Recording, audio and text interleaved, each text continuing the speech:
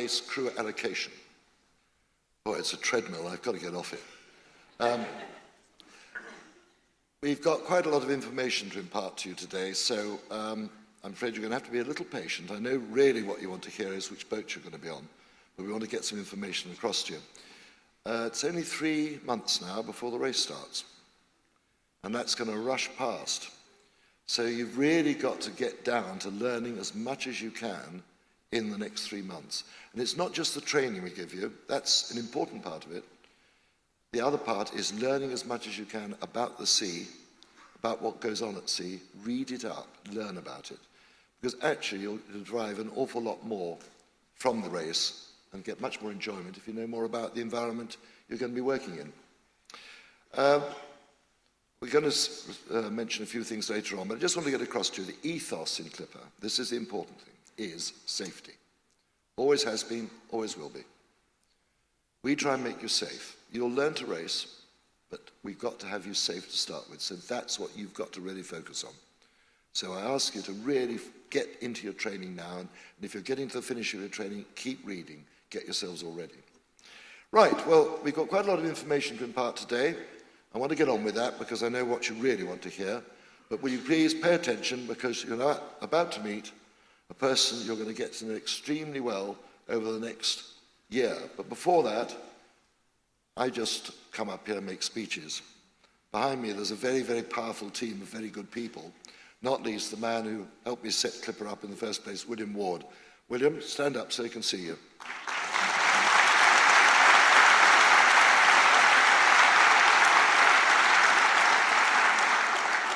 He's very shy, so he doesn't want to come up here and talk. Not. Anyway, the person you're going to get to know extremely well in the next year, going to start imparting some information to you. Race Director, Mark Wright. Come on, Mark.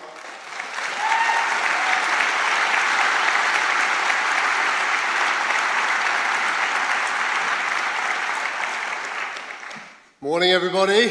How are we all? Pretty exciting day, huh? So it's great to see so many people here. It's fantastic. This is a day that I'm sure you guys have all been waiting for, and we have as well, okay? It's one of those days where everything gets real, doesn't it? This is where your race really kicks off, I think. Before we begin, any phones, please? Turn them off, put them on silent. Mine's on silent, so nobody ring me, it won't count. Okay, so this is my 4th crew allocation. I was a race skipper in the 11-12 Clipper race and deputy race director in the last 2 race editions.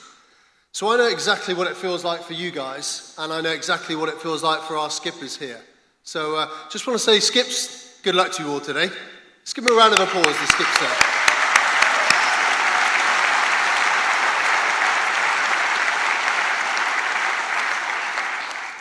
So I also know from my experience how much effort goes into organising a day like this. It's a tremendous amount of work, not just on the day, but many months before. So while I've got the chance, I just want to say thanks to all the Clipper team, the Clipper race team here. Tremendous effort to get this far. Please, everybody, I'm sure you don't mind giving them a round of applause.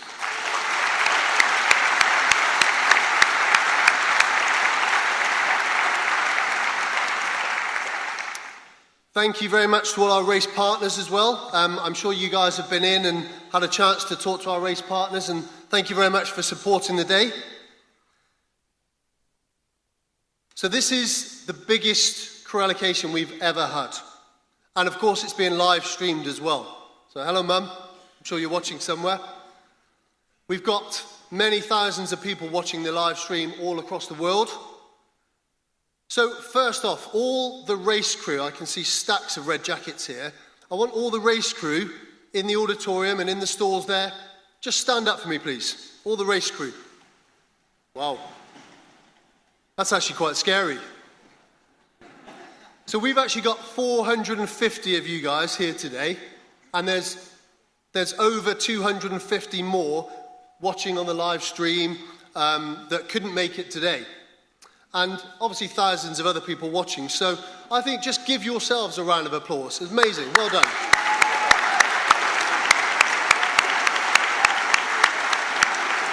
Okay, if you could take your seats, please. We've got lots of other people in the audience today, okay? We've got stacks of race supporters here. So can I ask all the race crew supporters to stand up for me? Upper stalls and in the main auditorium, please. Come on, guys, don't be shy. Stacks of you guys.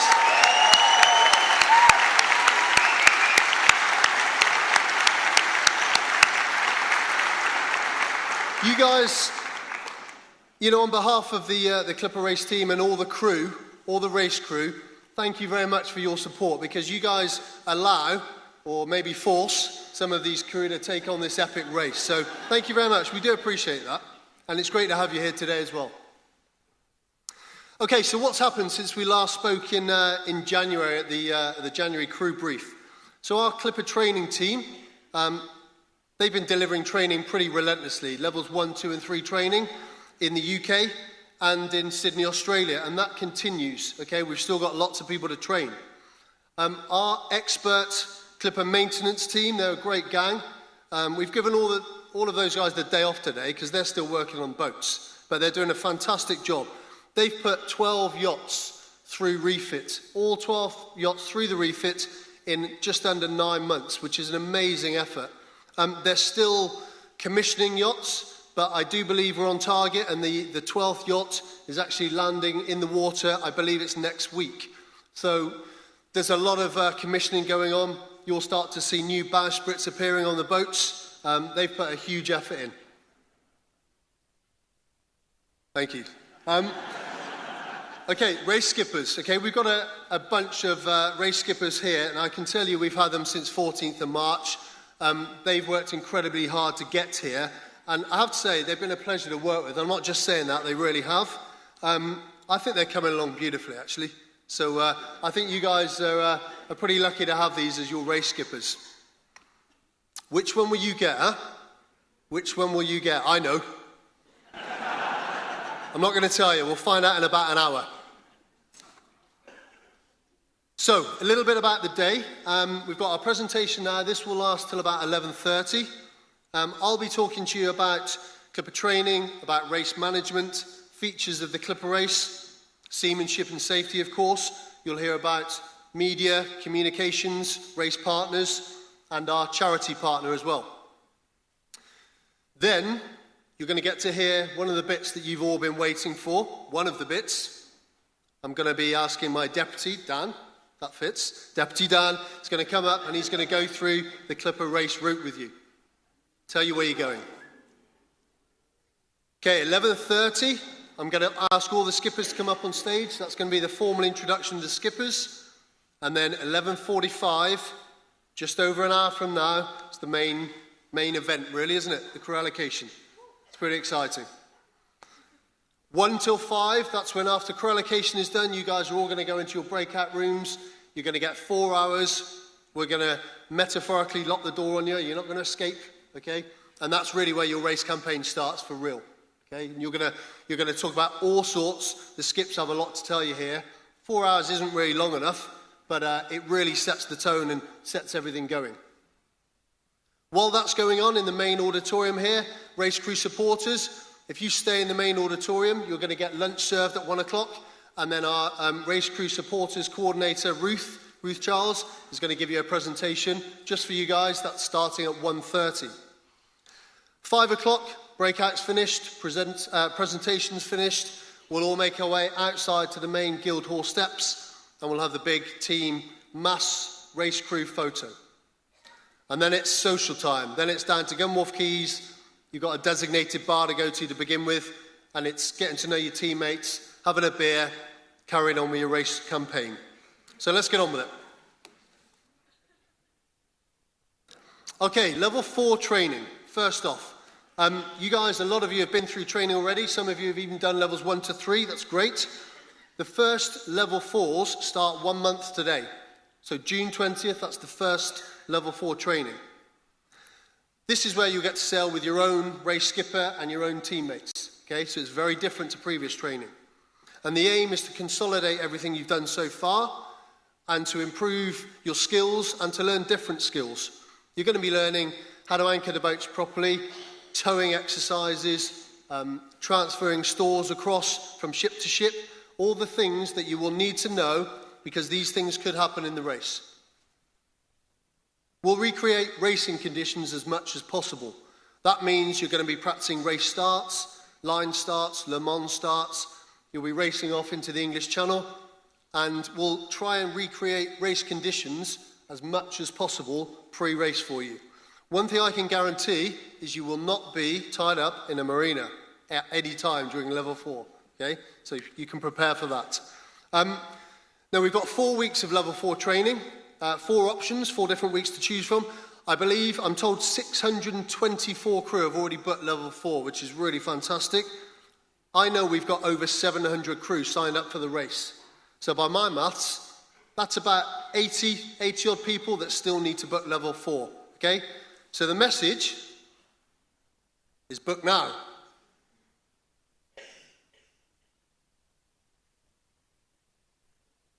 Book now.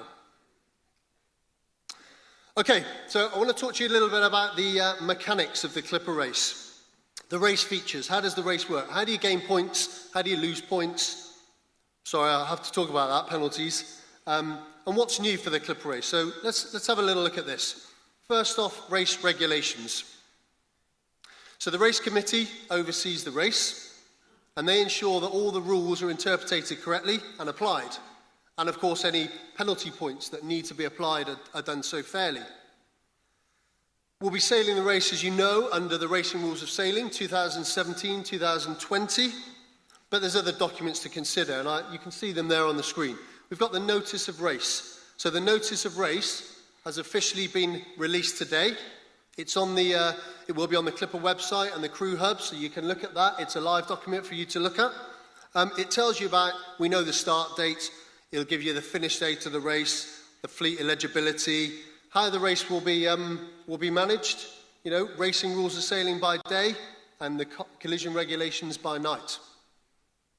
We've also got the sailing instructions. It's a really big document, and this basically gives you more information about the whole Clipper race. It tells you about starting procedures, it describes the penalty system in detail, protest procedures, many other details to do with the whole race. Now that also will be a live document. You'll be able to view that. It's not released yet, but it will be. It will be released in the next month or so. So you'll be able to go online and look at the sailing instructions. And I would urge you to do that. There's a lot of information in there that you'll need to know and want to know. And then we've got course instructions. These are the individual instructions that are issued to the race skippers, and these cover the individual races. So the race skippers will get the course instructions between 4 and 5 days before race start, on each race start. And that gives all the details, all the bits you need to know about the individual courses. So I mentioned the race committee. There we go, that's the members of the race committee for your info. It's not a secret club. We've got some pretty impressive names up there. I'm just lucky enough to be amongst them, really. Sir Robin, chairman and founder. Me as the race director. We've got Justin Taylor as the former race director and ex-race skipper. Simon Rowell, who is also a former assistant race director, multiple Clipper race skipper, and he's also the guy that will be sending the weather information to the fleet. We have Janet Grosner, who's a race management consultant from Rourke, and Sarah Hoare, our race manager, but also the secretary to the race committee. So these are the guys that make the big decisions when necessary, and lots of ocean experience, lots of Clipper race experience. Their decision is final. Remember that. Okay, a little bit about scoring and prizes. So as you know, the Clipper race, it's a high score point system. So it's very much like Formula One. I'm sure you're all aware. 12 points for first place, 11 points for second, 1 point for the final 12th place yacht. All races have equal points, and there'll be team pennants awarded to each of the 3 podium boats for each race. And every race crew on board will also get individual race pennants. Now, consistency and seamanship will always win this Clipper race, and that is absolutely true over many years, many editions. It's not a case of the more sail you put up, the faster you go. It doesn't work like that. You might go very fast for a short period of time, but then things will start to break, sails will stretch, Deck gear can fail if you're over pushing things. It's all about consistency and seamanship. And then, of course, we know we've got the Clipper Race Trophy for the overall winners. Let's have a look at that trophy. It's a pretty impressive trophy there. And you guys at the end of the race, if you can get your hands on that trophy as the winning Clipper Race team, I guarantee you'll not forget that experience in a long time. That's quite a moment.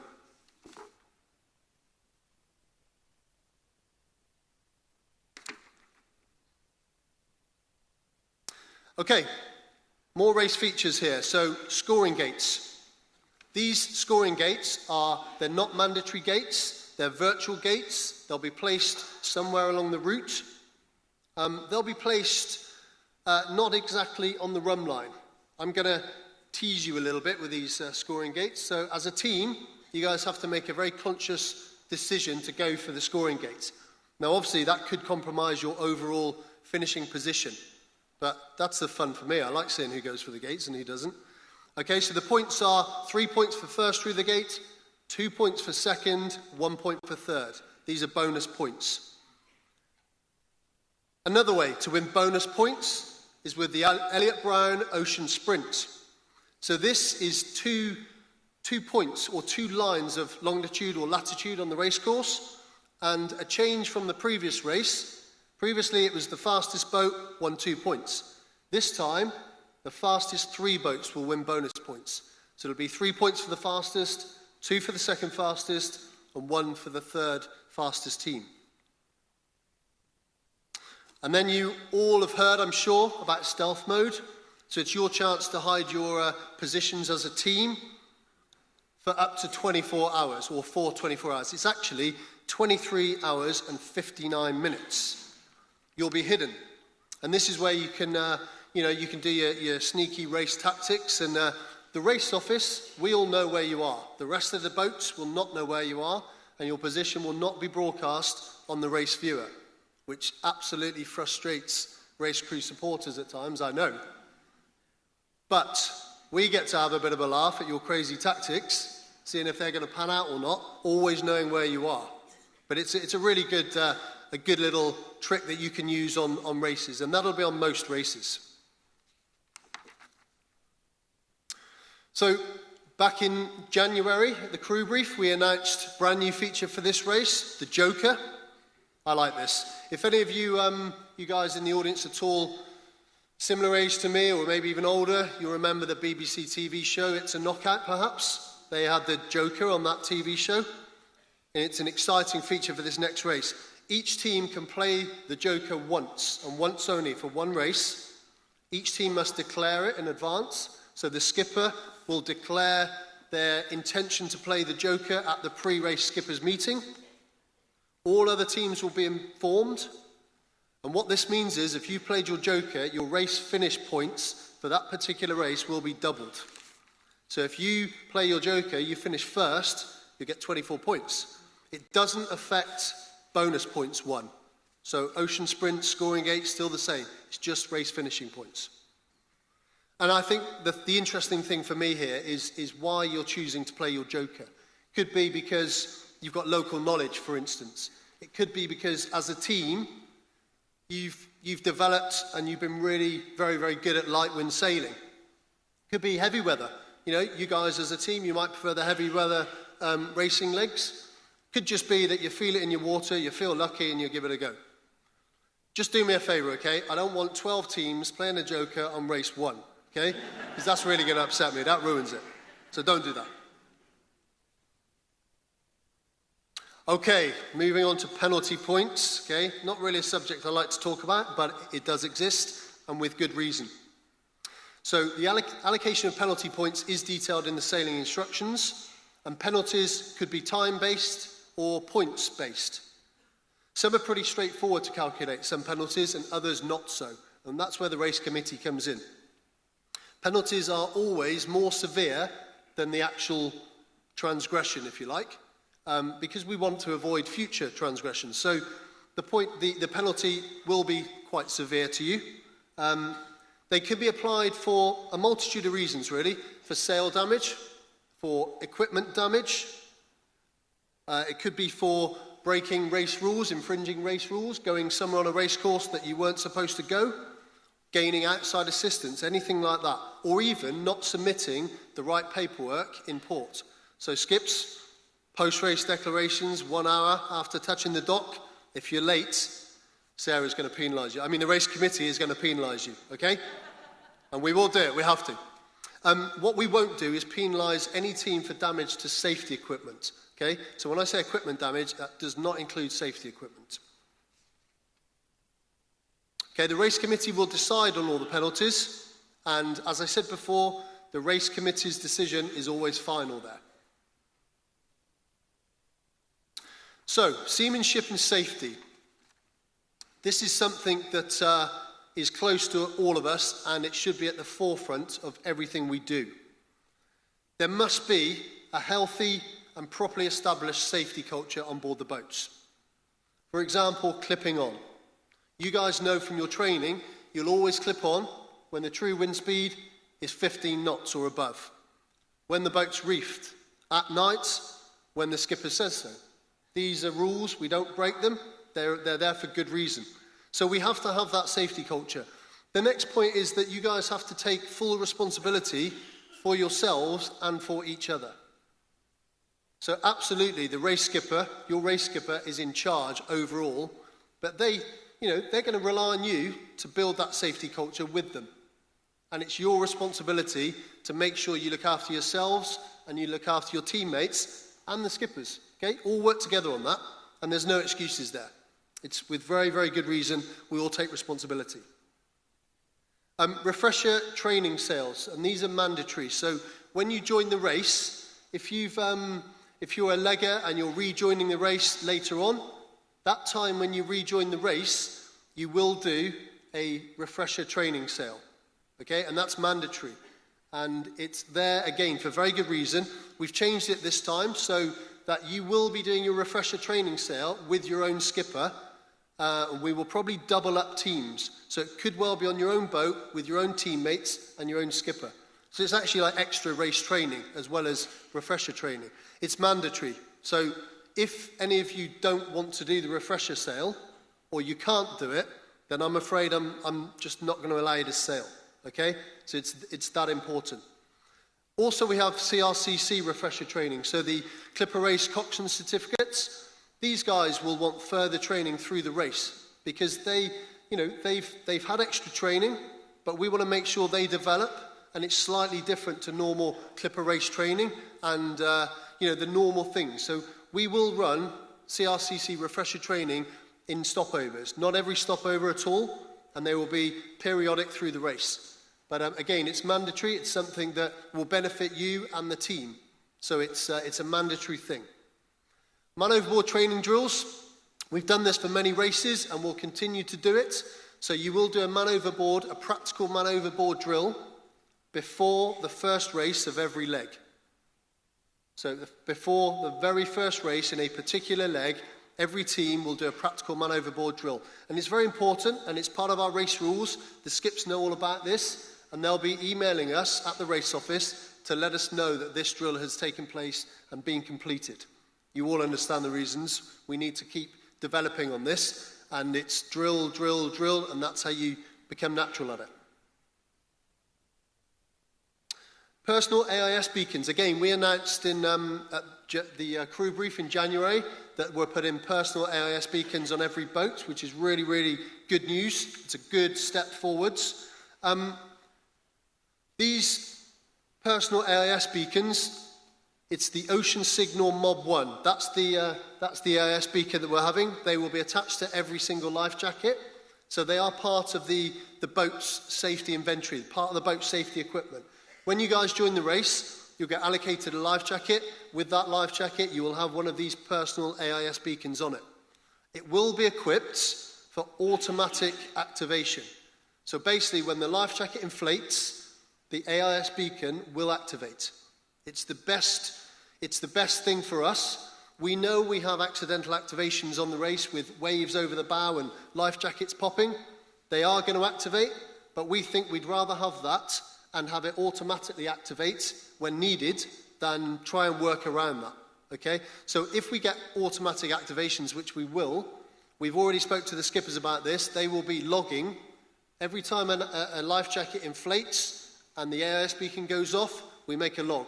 And that's purely so we know exactly how many times that beacon has activated. It's highly unlikely it'll be the same beacon every time, but we just want to know so we can replace as necessary. So it's a really good sort of positive step forward, and I know that went down very well in January anyway, so that's definitely a good step for us. Just going back one actually, the AIS beacon, the reason we choose it, I'm sure you're all aware, over a PLB, a personal locator beacon. Well, a personal locator beacon, that works via satellite, sends a signal to a land earth station, to a marine rescue coordination centre, then they get in touch with local authorities and so on, and that process can take up to an hour. Personal AIS beacon, once activated, signal straight to the boat, it's instant, and that's why we have it. Now, one of Sir Robin's favourite phrases, and mine too, is this: the essence of good seamanship is safety. Okay, we all know this. We train hard, we put rules in place, we need to stick to this. And we do this together, okay? In the whole Clipper race team together, that's all the boats across the board. Safety is the most important thing. So, thanks for listening to my bit. I'll come back and speak to you guys later on. I'm going to hand over to Laura. Laura's our head of partnerships. She's going to come and talk to you about our race partners. Thank you.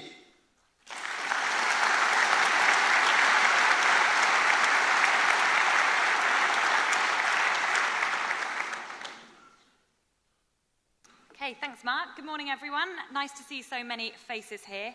The eagerly anticipated partner updates. So, first up are our team partners. You'll have noticed that over the past few weeks, we've been confirming the skippers that will lead each of the team partners that have been announced. So for some of you, after co-allocation, you will know your team partner. However, for the rest of you, after today, you'll know your skipper, you'll know your crewmates, and the final piece of the puzzle, your team partner, is just around the corner. Over the coming weeks, we will be announcing the remaining teams. All conversations and negotiations are either complete and we're working towards an announcement date, or they're in the final stages. So they are coming. Once a team partner is confirmed, we will work with you to create your team kit, and then we'll coordinate with your skipper to ensure that you know when and where you're going to receive that kit. One thing that I've been asked to make sure I mention at this point, as everyone gets really excited for the race, is the use of both our partners' brands and the Clipper Race brand. I'm sure you guys all understand that we need to protect a brand, and so if anyone wants to put our logo or the Clipper Race name on anything, you just need to make sure you ask us first. I've just forgot to move my slide on. There we go. The next section I want to talk about is host port partners, the bit you've been waiting for. Now, I'm not going to steal Dan's thunder and really reveal everything right now, but I am going to tell you why we are making the announcements we are today. We have said all along that we won't hold announcements till co-allocation, and we aren't. However, we also appreciate your need to know certain information for all your planning purposes. Therefore, I'm pleased to say that we plan to give you a sneak peek of the announcements that we will be making over the next few weeks. We're going to be confirming all the host ports and stopover dates up to the end of 2017. And that's when the fleet arrive in Hobart. So that means you're going to know your leg 1 ports and your leg 4 ports. Okay? So Dan, no pressure, but some big announcements coming today. What I would ask is, I would appreciate your understanding that we are still working on the details of these public announcements with our partners, and I'm hoping that you'll respect that by treating what you hear today confidentially in a public place. So happy for you guys to tell your friends, family, and be excited about it, but if you could just hold back from social media until you see it on the website. It will all happen in the next week or so. Now, the reason we're not confirming the dates from Hobart onwards is simple. There is still potential for another port to be added to leg 5, which will then therefore impact the rest of the race route. We had hoped that this was going to be approved by now, but we do expect it to be confirmed in the next few weeks. So after that Leg 5 port has been confirmed, we will be in a position to release the remaining dates for the entire schedule. So that means within the next 2 to 3 weeks, you will have your remaining 2017-18 Clipper race schedule. That will include all your start dates from each port, the activation windows, and your arrival windows. So it is pretty much there, just a couple minor bits, and you'll have all the information you need. Also, as we know the rest of the race route, aside from Leg 5, it means that we will also be in a position to confirm the 17-18 race finish date today. So that's another one of Dan getting the glory moment. So, also just I've managed to press a lot of buttons. Sorry about that.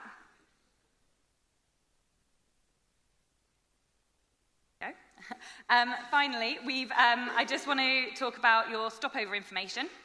So, just a reminder, we did go through this at Crew Brief in January, that you will receive through your Clipper Race Crew News and on the Crew Hub and directly to the boats, a specific stopover information, and that will include information about events, discounts, offers, and these will always be released 8 weeks prior to your arrival in a port and 4 weeks prior to your arrival in a port. That information will be shared both with crew members and your race crew supporters. With Dan announcing all the dates and stopovers today, you hopefully have got a chance to see some of our partners today, but especially the Marine Travel Company. They're going to be the ones to go to book your exclusive marine fares. If you haven't spoken to them today, it's not a problem. On the landing page of the Crew Hub is a button to connect with them. So once you know your dates, where you're going to and from, get in touch for your marine fares. Also, as of today, we're pleased to be launching a new hotel booking platform. It's in partnership with hotelplanner.com. So the host port pages, which go live today on our Clipper Race website, at the bottom of each of those will be a button that says Book Hotels. That will take you to an exclusive website that just has especially negotiated rates for all the different ports that the race is going to. So make sure you guys check it out. I also thought it'd be worthwhile going through a few things for race start for you. I know lots of you will want to come to Liverpool, and it's rapidly approaching, and I realise I've got a lot of planning to do. So I wanted to take an opportunity to share a few key dates with you. So as you can see from up here, and this will all be in your Clipper Race Crew News, so don't worry about frantically writing it down or anything. This will be coming to you. 14th of August is when the fleet will arrive into Liverpool, and we'll have all boats in the dock by about 6 p.m. because we're restricted by the tide times and when we can lock in and out of Albert Docks. 16th of August is crew changeover. Crew changeover is the date when all Leg 1 crew must officially report to your yacht. 16th to the 18th of August is what we call activation windows. Now, this is something that you will become very familiar with during your race journey, and that's when we work with our race partners to put on all types of events. This can be from, maybe in Liverpool, it'll be things like your naming ceremony for your yachts when they officially get christened, through to business networking. We've had fashion shows, all sorts of different things. So activation window is 16th to the 18th of August. 18th of August is your race start crew party, and that's open to all race crew. And finally, 19th of August, on your prep day, is your Leg 1 crew brief. Okay? That is for only Leg 1 crew. All of these dates and information about these events that I'm talking about will be sent out to you over the coming weeks as we approach Liverpool. Accommodation, just a quick reminder, if anyone's not looked at accommodation for Liverpool yet, there's both the hotel planner site with the Clipper Race, but there's also the specific Liverpool booking site where they've got some really good deals on hotels for you guys. So all of the details for that is in your Clipper Race Crew News. Last thing is a quick thing about on the water. I know we've had a couple of inquiries recently about spectator boats and asking if we will be running them as we have in previous years. The plan at the minute is no. The reason being, if any of you are familiar with Liverpool and the Mersey and Albert Docks, is the best view is actually going to be from the riverbank itself and outside Albert Docks. And you'll get a good you'll see about an hour's worth of parade of sail and then about an hour's worth of racing. So there's really no need, and it means that you'll be able to cheer everyone on, be part of the atmosphere, and have one of the best views in the house. Next up is partner opportunities. And it's the last bit from me, but in the first week of June, we will be releasing a range of brand ambassador opportunities. These roles are offered usually by our fleet partners and our official suppliers, so our partners that aren't kind of on the side of the boat. This gives them an opportunity to create some unique content and extra brand awareness for them. The standard package is usually based on crew members supplying some content, so whether that's blogs, videos, images. Each package will be slightly different, and in return, a set of benefits, whether that's product, services, cash, whatever it is.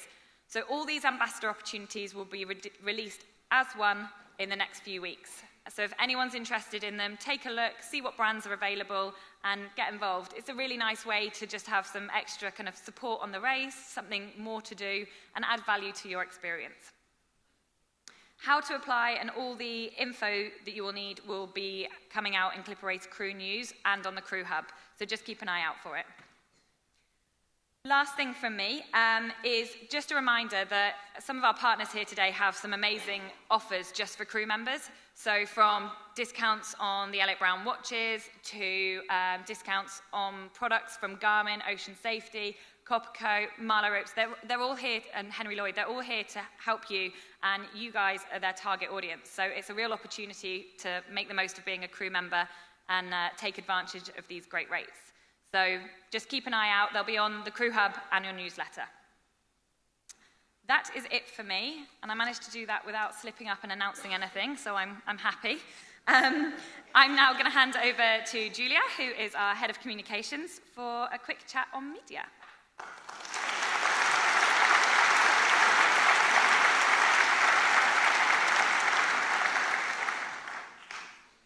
Wow, you all look really good out there.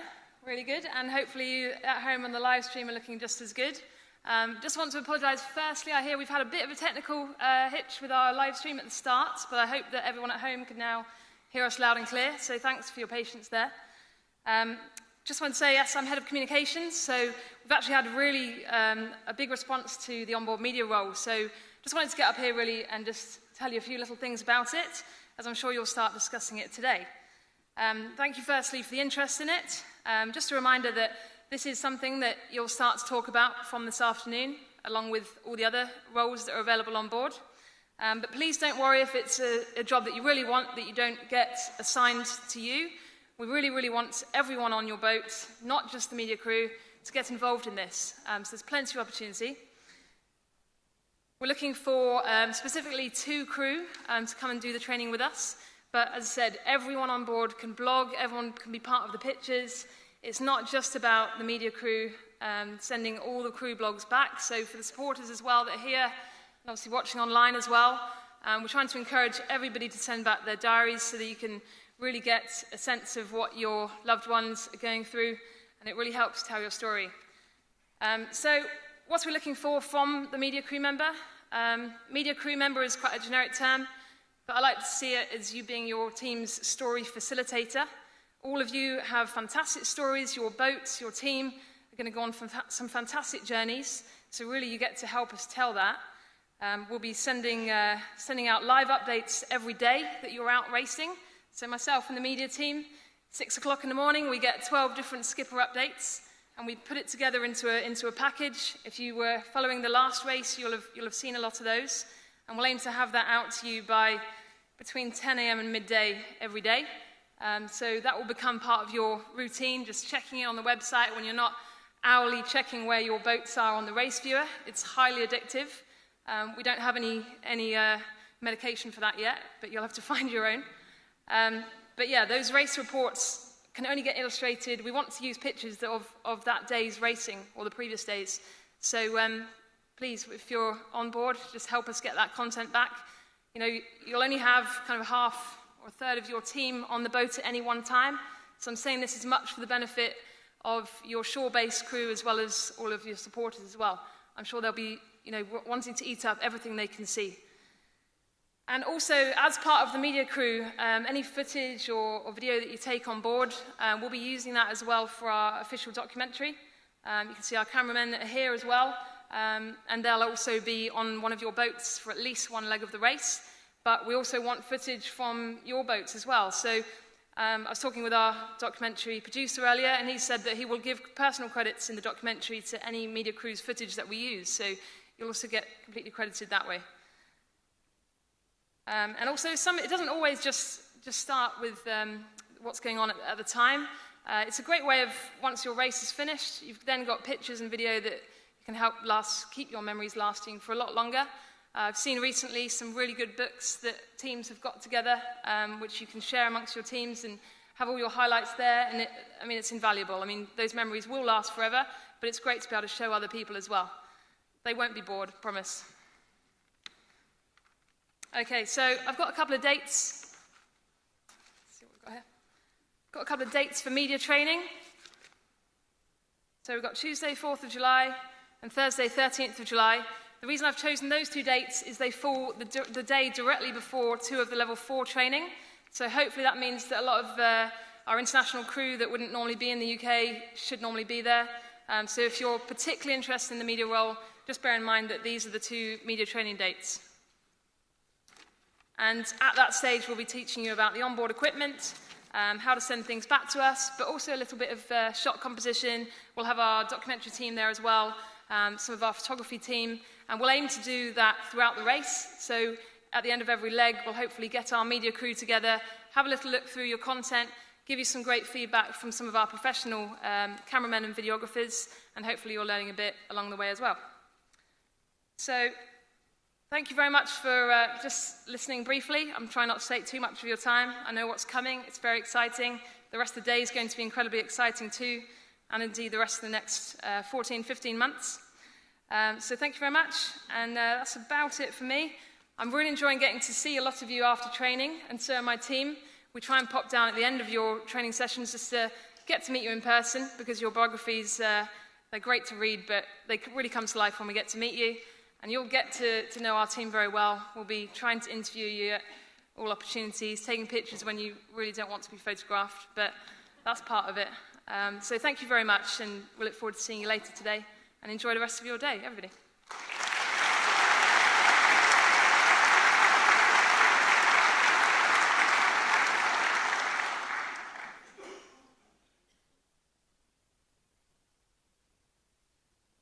Okay, thank you very much. Some good info there. Thanks, Laura. Thanks, Jules. Just following on from media communications, I want to talk to you about the onboard communication, so your communications.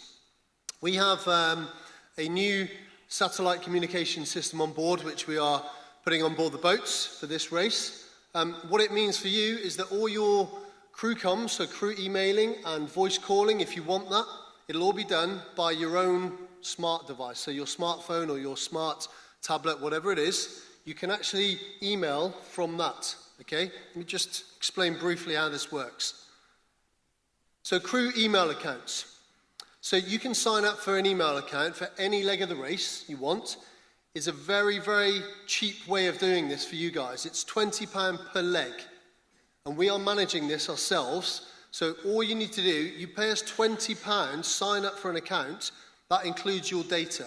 So what that gives you is emailing capability from your smartphone via an app for the whole leg. You will get a data limit, so we will limit it to 5 megabytes of data. What that means for you really is you can send up to 100 or so standard sort of A4 sized emails. So that is every month. So if you sign up for leg 1 and it overlaps into 2 months, you'll get that for 2 months. If you start sending photos or video, it'll just rinse your data, and you'll lose your data all in one hit pretty much. It's not really suitable for that. But for emails, it's very, very cheap. It's very, very easy, and you do it from your own smart devices. So it's much better. There's no need to get into a crew area or a navigation station, have to type on one laptop. You can do it from your device. So it's really neat. Crew voice calling as well. Anybody can sign up if they want voice calling access. I know many people go sailing to get away from that. But, you know, you might want it. And if you do, that's fine. It's £20 for 30 minutes of talk time. And I can tell you now, from the middle of the North Pacific Ocean, that is very, very cheap communications. Again, that'll be from your smart device. It'll be from your own smartphone, okay? And it's a very easy thing to sign up for. So we're going to send out full details of this on how you sign up for it, where you download the free app, and how you pay for your accounts. And you can sign up for anything during the race. You don't have to sign up all up front. And if you don't want the emails, you don't want the voice calling, no problem. I don't blame you.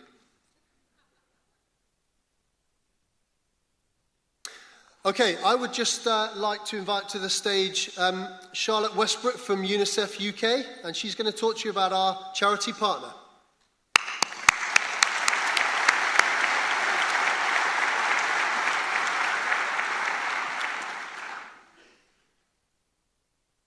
Thank you very much, and good morning, everyone. Thank you so much for inviting us to join you on I Know What Is a Day You've All Been Waiting For. We were saying it's a bit like in Harry Potter with the sorting hats, and everyone's trying to work out what house they're in. So as Mark said, I'm Charlotte from UNICEF, and my role is to work with the Clipper team on our fundraising partnership. We're absolutely thrilled to be working with you again. We worked on the 15-16 race and we raised £323,000, which is incredible. And that was raised through the crew and the Clipper race team, so amazing. What's great as well is that we've been gifted a boat again by William and Sir Robin. So all money that is raised goes back to UNICEF. We don't pay for that boat, it is gifted. So can I just have a round of applause, because that's an amazing thing to do.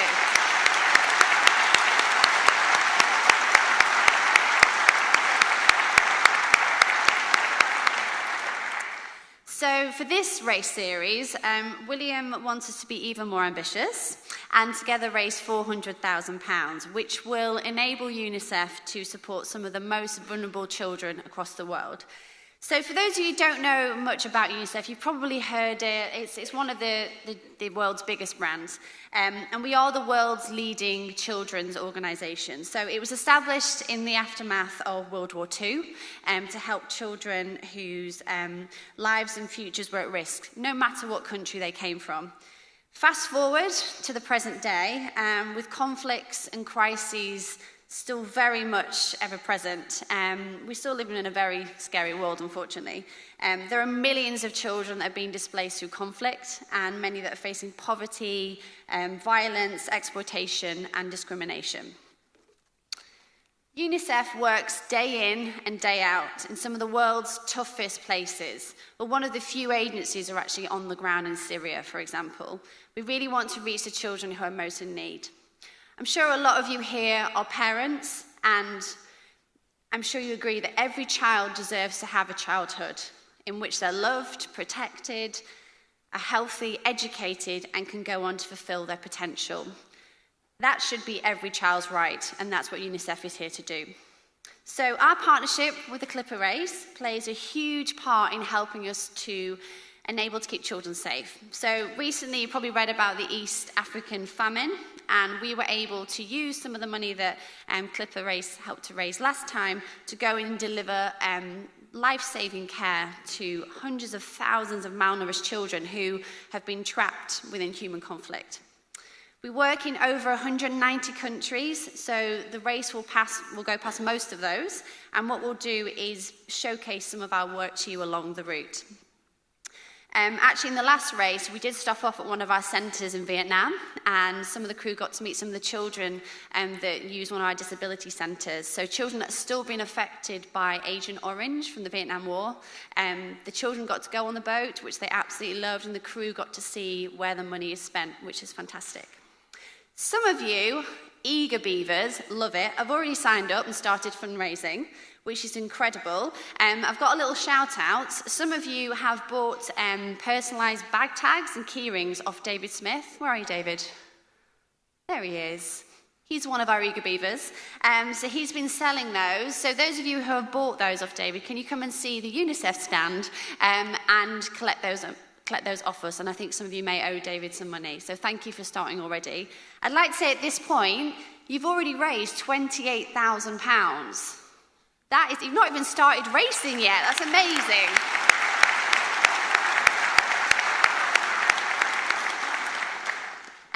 We'd love as many of you as possible to get involved. So whether you're having a leaving party and just hosting a little raffle, or you could do something super easy. So last year, one crew member just emailed out to his friend saying, look, I'm going this amazing journey. You are doing a really tough challenge, really tough.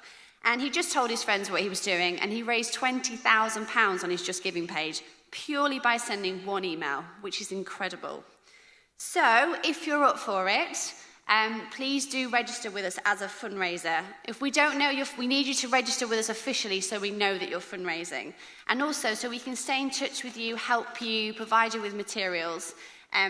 We don't mind how big, small, wacky your ideas are, as long as they're legal and no one gets hurt, okay? That's all we've got to stipulate. We love wacky ideas, but just make sure they're legal. So please do come and see us today. We'll be at the UNICEF stand. Also, we're going to be handing out some crew fundraiser sign-up details to take into your sessions once you know what team you're in.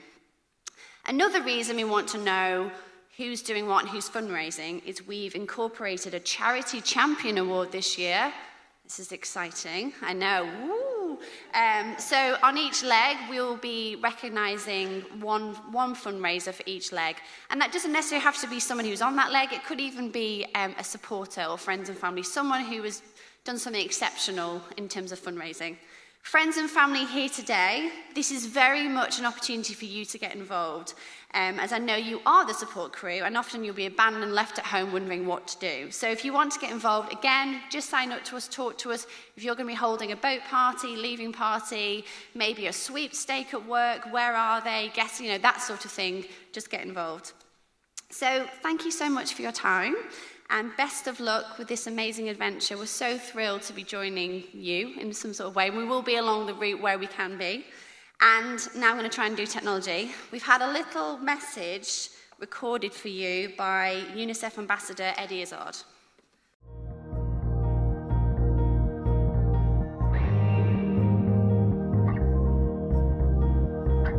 Huge congratulations on securing a place in the Clipper Boat Race. Now, UNICEF is a charity partner of the Clipper Boat Race, and we hope to raise hundreds of thousands of pounds.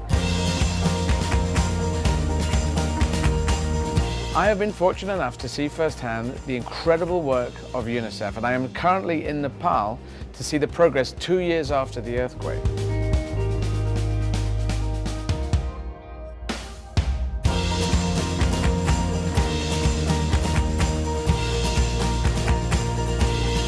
Please sign up today and raise vital funds for UNICEF. Together we can help to protect children in danger around the world who desperately need our help. Thank you.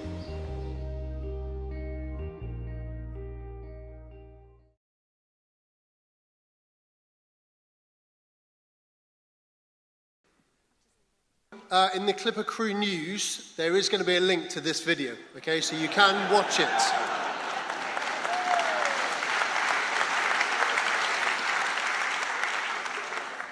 I think we got away with that, actually. Okay, so let's move on to something that I think you've all been waiting for, really. Who wants to know where we're going? All right, so do I. I'm going to invite Deputy Race Director Dan Smith. He's going to come up and he's going to give you the 2017-2018 Clipper Race routes.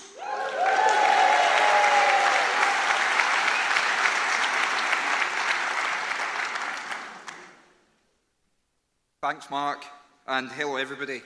It's fantastic to see so many of you here today.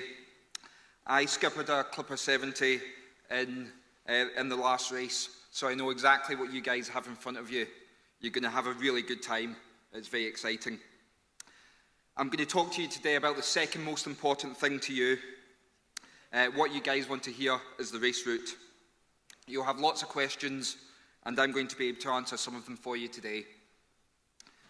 It's a tried and tested route with 8 legs, but there's some new stopovers in there to keep things exciting. I'll talk you through the big picture, but the finer detail of berthing locations will be updated on the port pages on the website once public announcements have been made.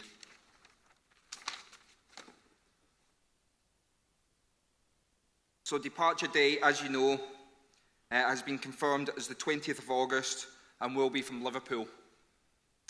This is where we started the race 10 years ago. It's 3 months away, but from now, time is absolutely going to fly. This is where your adventure begins. It will be an amazing day with some great experience and lots of emotions. It's time to wave goodbye to your friends and family and set off on the race of your lives. It will be a lunchtime start to make best use of the tides, to get you out of the river and into the ocean on your trip around the world. Next comes the first big announcement of the day. The destination of leg 1 is going to be, here it comes, Uruguay.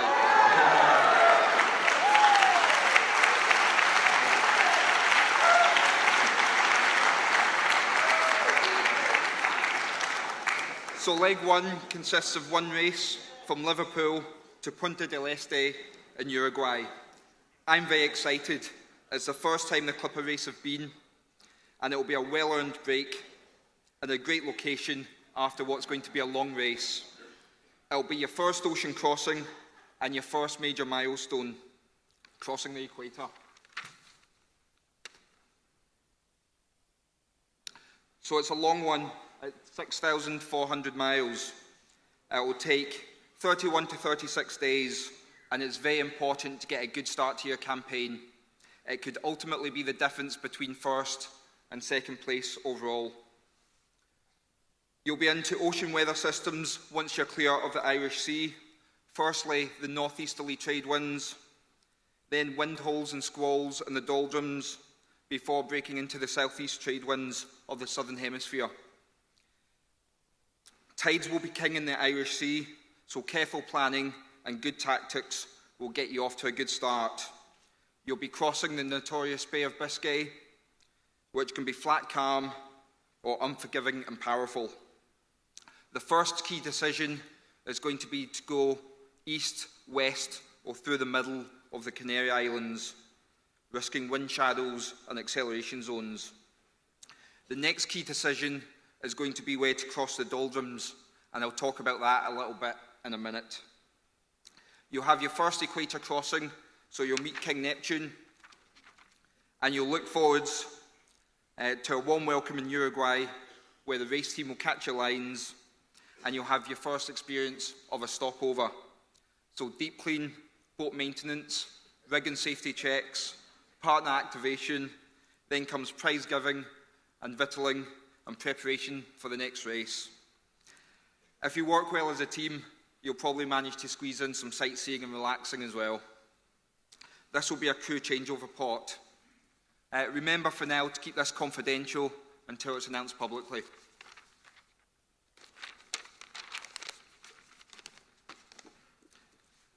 So I'd like to speak to you quickly about the Intertropical Convergence Zone, also known as the ITCZ, or the doldrums.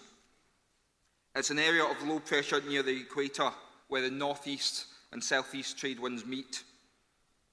It's an area of extremely high temperature, very little wind, but thundery, squally weather as well. In the northern hemisphere summer, it's typically north of the equator, and in the winter, south of the equator. The position of the doldrums doesn't stay constant. It moves about from day to day, sometimes by hundreds of miles. You may be aware that in the 2013-14 race, the fleet were swallowed up by the doldrums, which had a big knock-on effect for friends, family, leavers who had booked flights and accommodation to meet the boats. It's also very important that the teams have enough time to prepare the yachts for the next race. For this reason, in the last race, we successfully used the doldrums corridor, and we'll use it again. I'll quickly run you through it.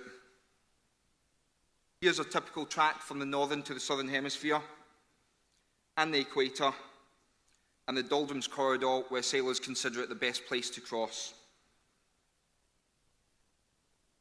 A team can decide to motor sail for 6 degrees of latitude, but must spend 60 hours doing this. Each team will need to decide if they want to use this option and where and when they're going to start motor sailing. Details will be included in the crew brief prior to the start of this race. So the next leg consists of 1 race. We're going from Uruguay to Cape Town, your second ocean crossing, and you'll be sailing in the South Atlantic Ocean. It's approximately 3,600 miles and will take 14 to 17 days, so just over 2 weeks. You'll be straight into the trade winds, long rolling swells of the South Atlantic, powerful and fast-moving weather systems, and storms as well. You head east, down the swells, surfing all the way, breaking your speed records. It's worth noting here that preservation of the boat, its equipment, and your spinnaker and sails are going to be key to keeping the boat going fast on this race. You'll arrive to the beautiful Cape Town, to the stunning views of Table Mountain. This is a crew changeover port. Next up, we've got another big announcement. So the first stop in leg 3 is going to be, here it comes, we're off to Fremantle.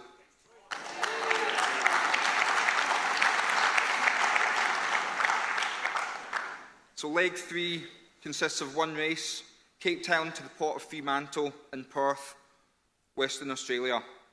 You'll be sailing across the South Indian Ocean and into the Southern Ocean, rounding the Cape of Good Hope.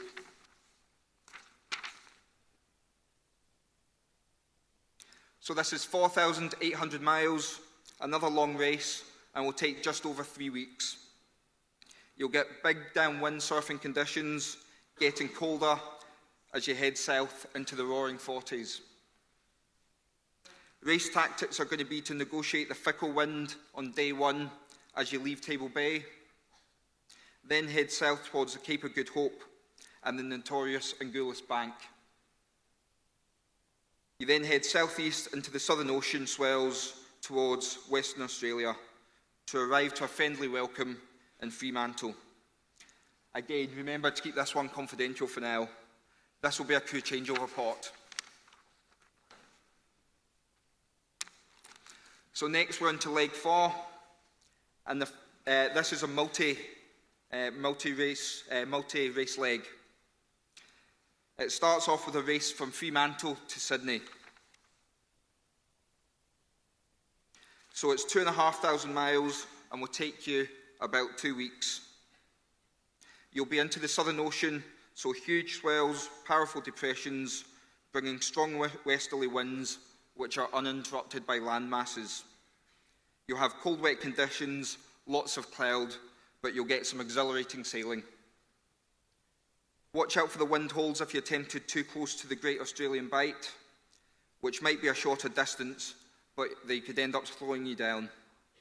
You'll arrive in one of the world's great cities, Sydney, Australia, in time for Christmas.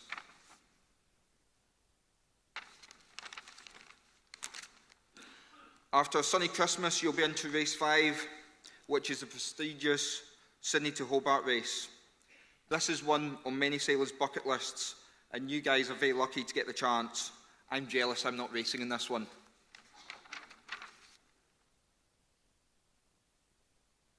So this one's only 650 miles. It's not that long. So it'll take you around about 4 days. For the Sydney-Hobart race, you often start off with a tough beat into consistently fresh headwinds. Then you're into the Bass Strait, which is notorious for rough, confused seas and tricky weather, but you and the boats are up to it. It's important to get a good start and find some clean air once you're out the Sydney Heads. And then once you get down to Tasmania, you'll get some tactical racing as you get close to the steep cliffs. You'll arrive in Hobart, buzzing with excitement, and enjoy New Year in Tasmania. We've got another big announcement coming next. The final stop of leg 4 is going to be LA Beach. We're off to the Whit Sundays again.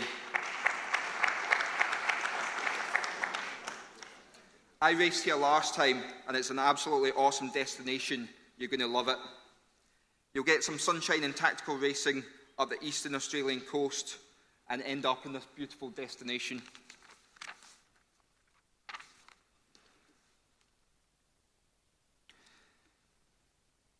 So it's 1,600 miles and just over a week at sea.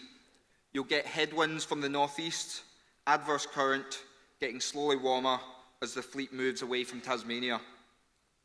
Work the currents carefully as you head north, either inshore out of the current or offshore in the breeze.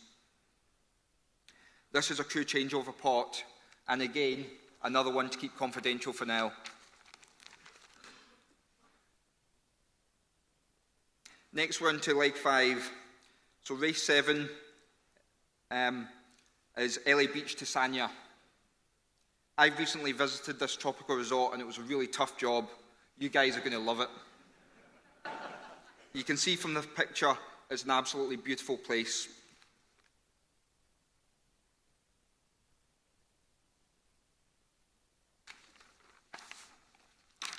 So it's 4,300 miles and will take 23 to 27 days. It's going to be tough upwind conditions to start with, getting warmer with lighter winds as you get towards the equator. Tropical temperatures and then very light conditions for a time before picking up again from the northeast. Very tactical racing through many different weather conditions and light wind sailing as you pass some very remote communities. Full-on concentration is going to be required for this one. You'll arrive and experience the tropical holiday resort of Sanya. I can't wait.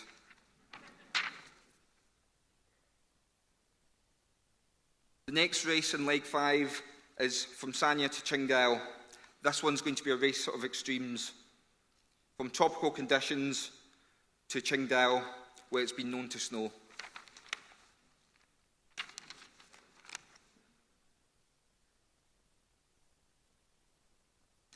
Qingdao, China are confirmed as our sponsors for the 7 race running, and the race there is going to be 1,700 miles and will take just under 2 weeks.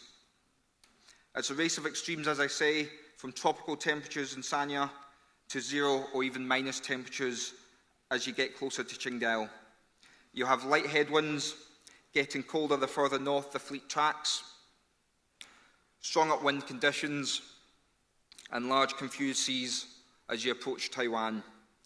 It's very cold up at Qingdao, with possibility of poor visibility and even snow and ice. This is probably going to be the hardest leg to pack for. You'll get to experience some of the largest fishing fleets in the world, which really have to be seen to be believed. You need to keep a good lookout while you're racing on this one. You'll arrive in Qingdao to a spectacular welcome in front of thousands of spectators, and you're going to be treated like heroes and celebrities. Leg 5 also has the possibility of a third stopover, as Laura mentioned earlier. Negotiations are ongoing with this, and as soon as we know and we have things confirmed, we'll pass on the message. The next race is leg 6, race 9, from Qingdao to Seattle, USA. This race is a race across the largest expanse of water in the world, the mighty North Pacific Ocean. This is a leg that will probably make you quite nervous, but there's a massive reward there. You'll get great satisfaction out of this one. So it's 5,600 miles, a long race, and will take 24 to 29 days. It's going to be cold and grey with little sunshine, downwind conditions, initially with winds from the northeast, large confused seas around southern Japan, huge waves, and strong, powerful storms. You're going to get some exciting surfing conditions on this one and some really great sailing. Sprint down to the south tip of Japan and negotiate the notorious east-running current, which is nicknamed the Black Snake. It's a favourable current, but it means you'll get some confused seas. This is a race that every sailor wants in their logbook. It's the largest ocean on the planet. You get to cross the international date line, and you'll be surfing at some terrific speeds of up to 30 knots or even more. You'll arrive in Seattle after a grueling Pacific Ocean crossing, which will be a crew changeover port.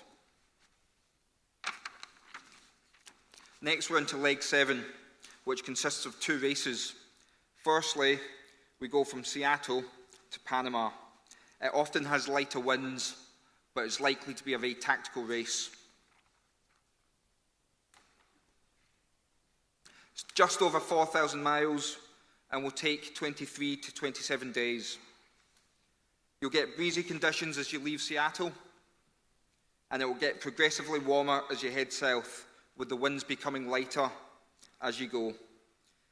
You'll get very light winds as you approach South America, and it's going to get very hot.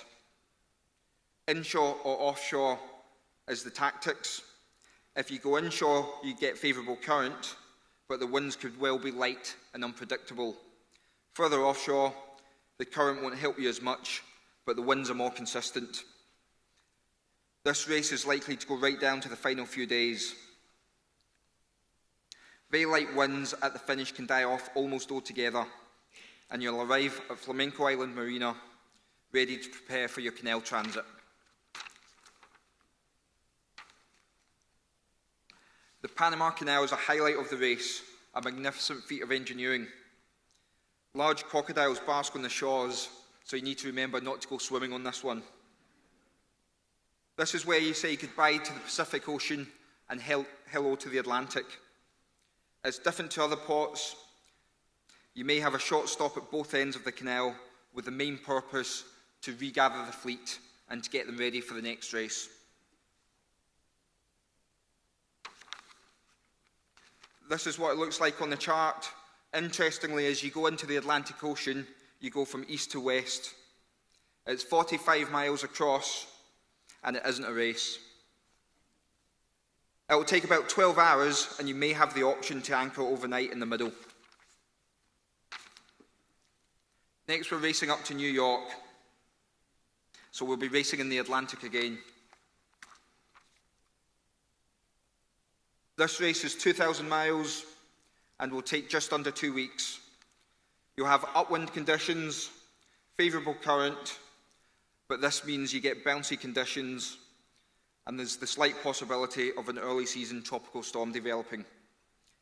It's going to be very tactical through the Caribbean, and you'll make the most of the Gulf Stream, which can help by pushing you along at an extra 5 knots.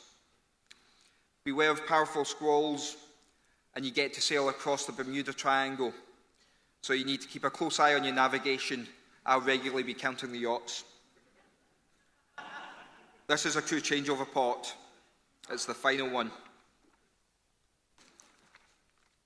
Now we're into leg 8, race 12, the final leg of the Clipper race. Leg 8 consists of 2 races, the first of which is New York to Derry, Londonderry. It's the final major crossing of the North Atlantic Ocean.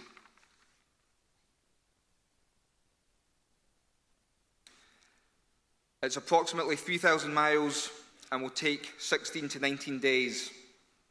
This may be the final leg, but don't get complacent. You've still got the North Atlantic Ocean to cross. You've got the possibility of fog around the Grand Banks, cold, wet conditions, grey skies, and North Atlantic depressions rolling across the ocean towards Europe. They'll be creating large swells.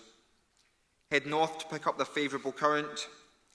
Get on the correct side of the Atlantic low-pressure systems, and you'll be off.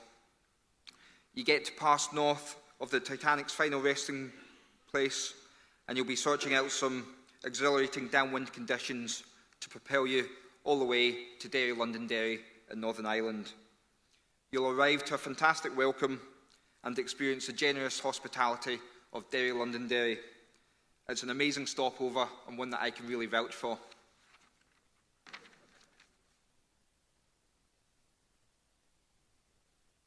So leg 8, race 13, the final race is from Derry, Londonderry, back to Liverpool. It's the final race, but often the overall positions of the Clipper race can still be altered, so it'll be a race right to the end.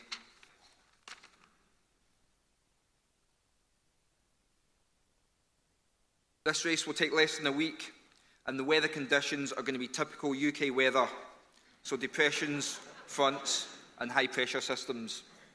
It's going to be tactical racing due to the varied weather you'll get in the UK and also the tide.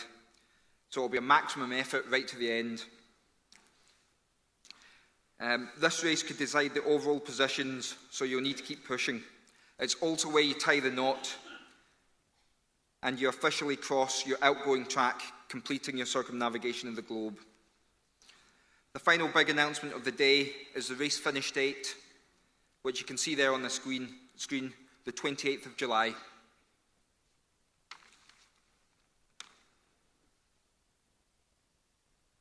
You'll arrive at race finish in Liverpool to the final homecoming to a hero's welcome.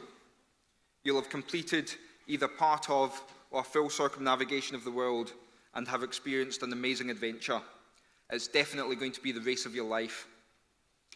Thank you for listening. If you see me around, don't hesitate to ask me anything about the race. I'll be happy to have a chat with you.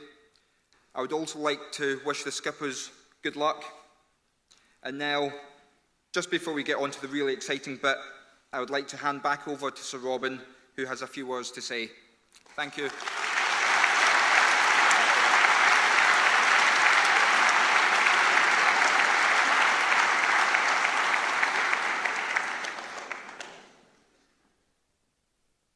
Thanks, Dan, and thanks, team. I hope you found that interesting, not least knowing where you're going. Well, we like to change the ports around because I get bored. So I like to pick a new port just so I can go and see what it looks like. I've actually been to Punta. It's a lovely spot. You'll love it. And Uruguay is very friendly, so it's a good one. We're very pleased about that.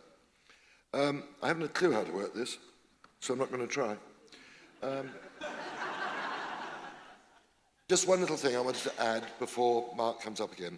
We're making a change in the way we run the boats. It's a minor one, but it's a very important one. We're now going to run a safety committee on each boat. The idea is to back up the skipper in ensuring everyone is focusing on safety. Okay, so, I mean, everyone takes responsibility, as you do when you cross a road. You've got to take responsibility, but we're going to have people there watching out. The safety committee will consist of the skipper as chairman and the holders of the Clipper Race Coxswain certificate. Now that certificate is the equivalent to a yacht master offshore.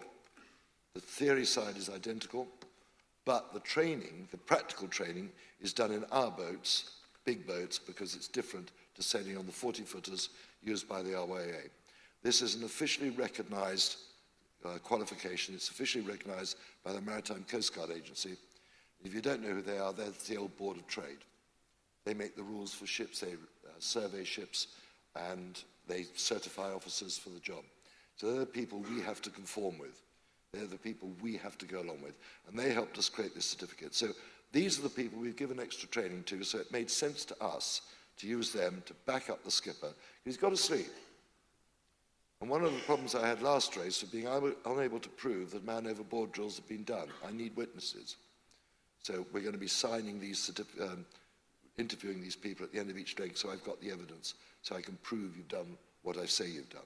Okay? But that's the only change I'm thinking of. They won't necessarily be the watch leaders, but they're the ones we've given extra training to. We know them better, so that's about it. That's really all I want to say to you, except that you've heard the message. Get your training organised, please. Otherwise, you won't go. We're not letting you go unless you've done it. And you can say, I'm a nasty bastard. Yes, I am. Those of you who failed to do a bowline will find out all about it. Learn it. I'll be watching you and checking, as some of you know. And last thing is, congratulations. You're here. You've made a decision to do something special with your lives. You know, why do the easy things in life? Who's interested? Where's the satisfaction? Go and do the difficult things in life. And then you've got something. You don't have to boast, but inside you, you know you've done something special. And that's what really this is all about. Okay, Mark, I think it's time you actually tell them what they came here to hear. Over to you.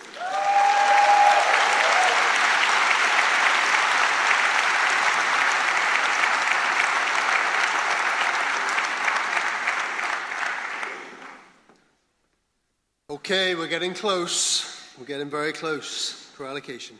Before we do that, I just want to introduce the 12 skippers to you. Very important people in this race. And, you know, they put so much time, effort, blood, sweat, tears into this to get this far. They're a great bunch of people. They're raring to go. So let's get them up on stage. So first skipper, 2017, 2018 Clipper race skippers. First one up, Andy Burns.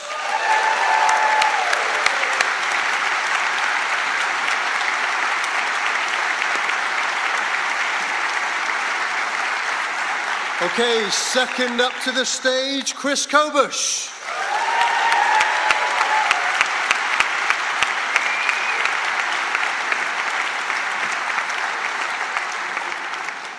Connell Morrison.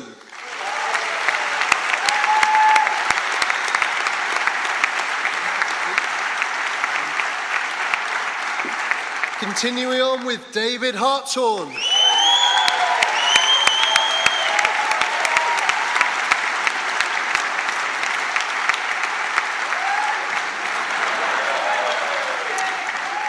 From Belgium, we have Gaëtan Thomas.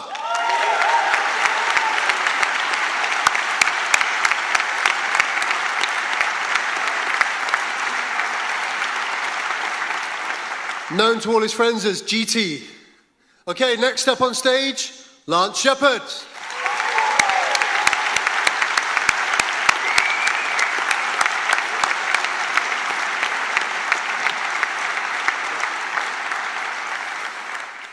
First of our female skippers, let's welcome Nikki Henderson.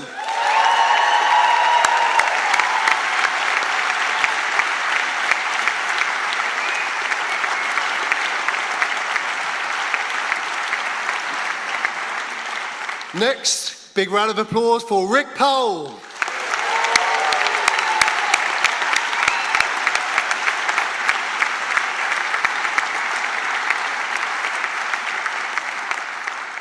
Give it up for Rob Graham.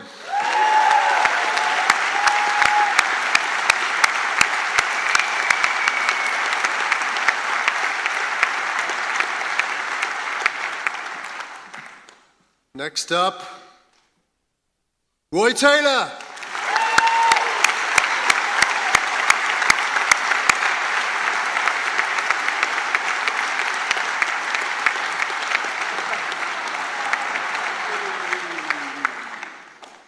That was a bit unnerving.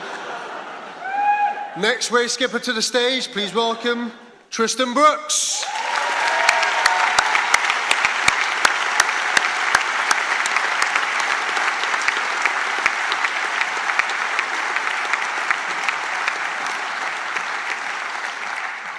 And finally, crazy woman doing it for a second time, it's Wendy Tuck.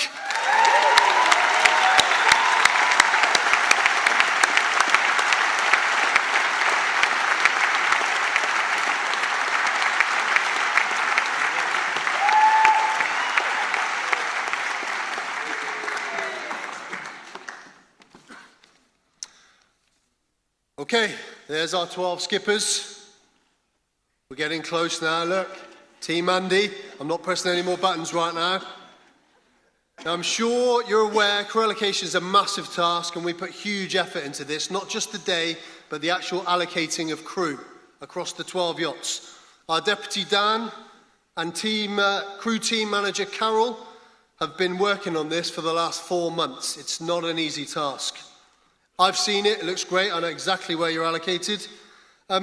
Even once the allocation of the crew is complete, we check and we check and we check again to make sure we've covered everything, it's balanced, and we include all the last minute changes leading up to crew allocation. And there has been a lot.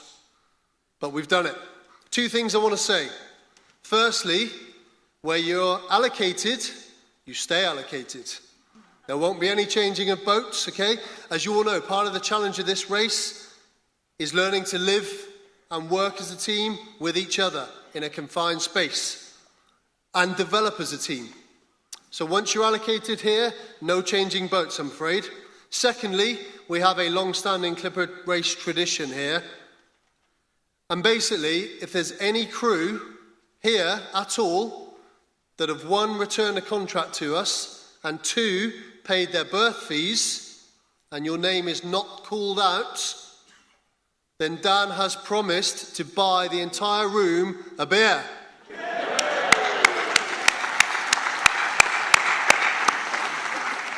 I've had the burden of this for the last 2 races, so Dan, it's all on you, I'm afraid, pal. Okay, shall we get on with it?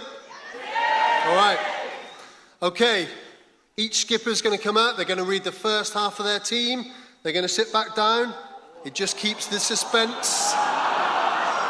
It's not in alphabetical order, that would be crazy. So I hope you've all got your lucky pants on. I have. So let's go for it. Andy, come up and introduce your team.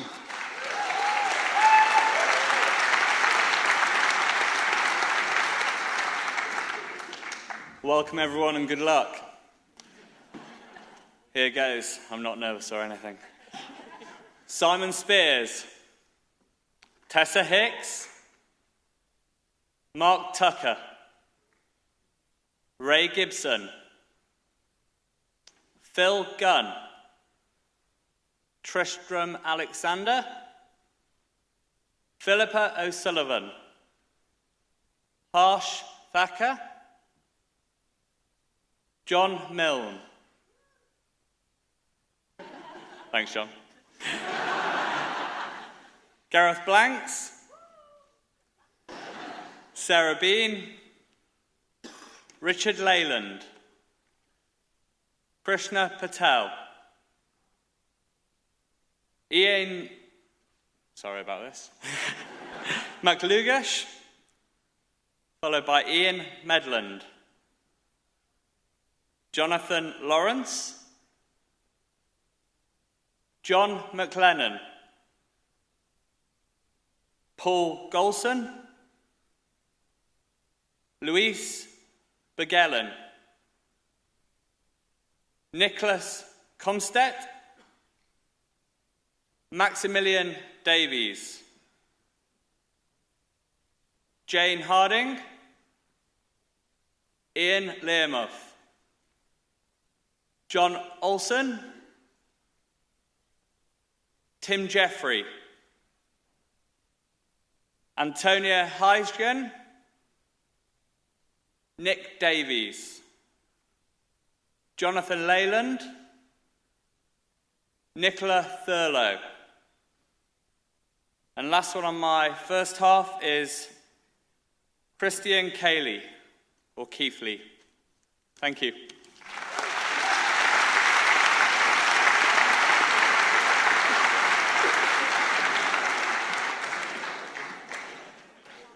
Good morning, everyone. My first half of the team, Jessica Barton, Christopher Grant, Bernhard Weigel, John Walsh, Andreas Krapf, Gregory Shea, Thomas Winkler. Sorry for that. Thomas Winkler, then Gregory Shea, Rose Todd, Michael Sweet, L.J., Alan Salzman, Christoforos Chatsikomis, John Kellett, Susanna Vibiralova, Rory Rind, Thor Peters, Stephen McCormick, Susan Robbins, Sarah Griswold, Nicholas Exley, Anja Stoffel, Sarah Street, Andrew Hudson, Jane Carey Harris, Amancio Macia, Tanya Holbrook, Julian Laus, Didier Cabon, Kevin Falk, and the last one on the list, Giuseppe Barriel. And that's my first half.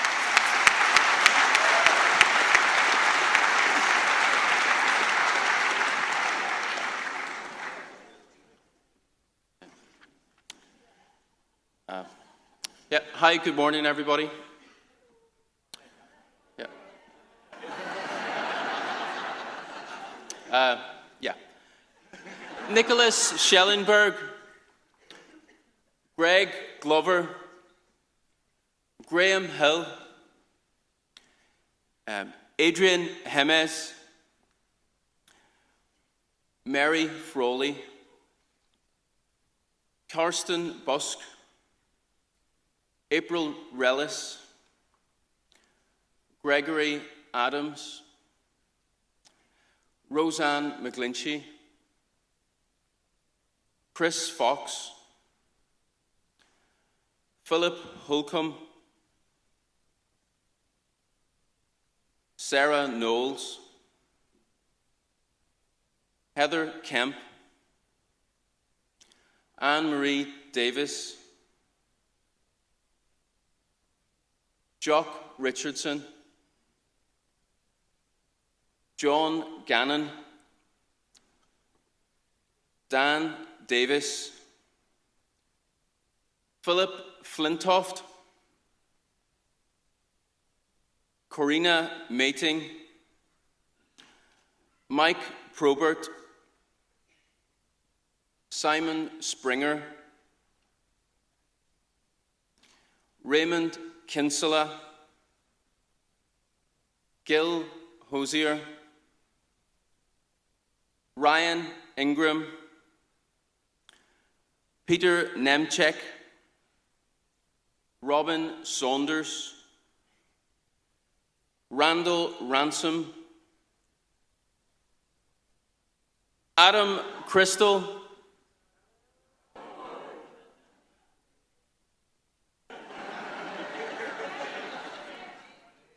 did I miss one? Maeve Hutchings. Sorry, Maeve.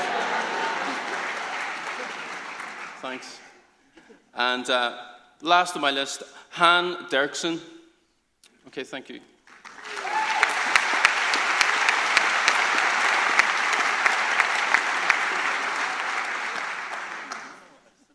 This is all very exciting.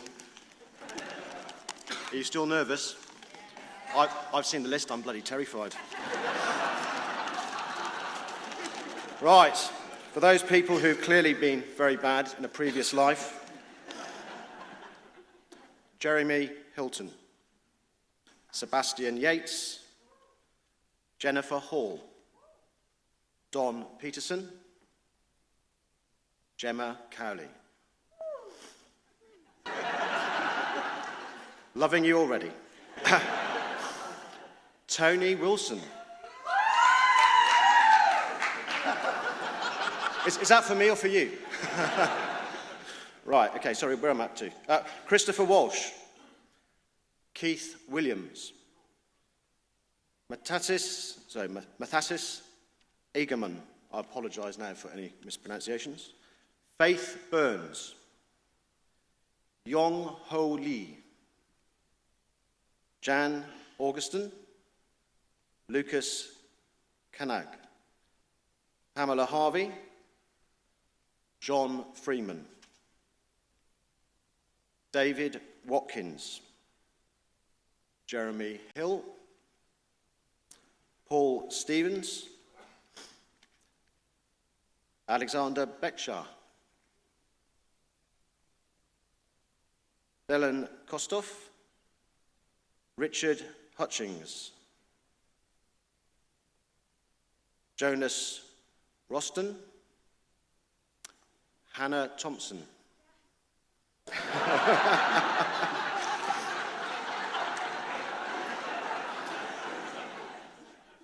Colin. Right, sorry, where are I? Quick. Colin Wollstonecroft, Graham Vandermeer, Michael McTavish, Miles Berry, Jan Pottage, or JP, as I've been told to say, Martin Lambourne, Kim Howlett. Sit back down. Oh, no, that's me. No, no.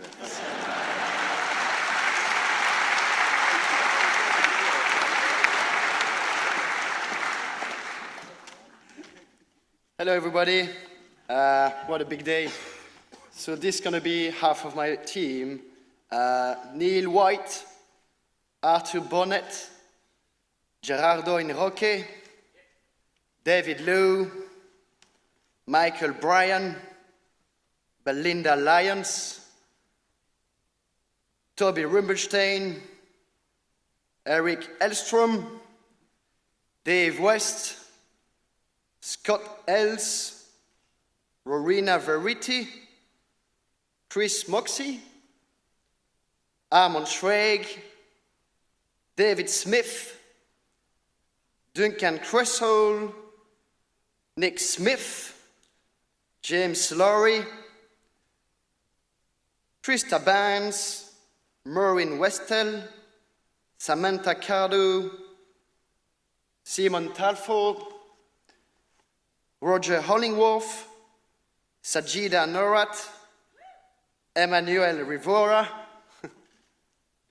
Peter Webb, Michael Fahey, Keith Gannon, Rick Collins, Anders Pettersson, and the last one for this half bit, Angus Kirk.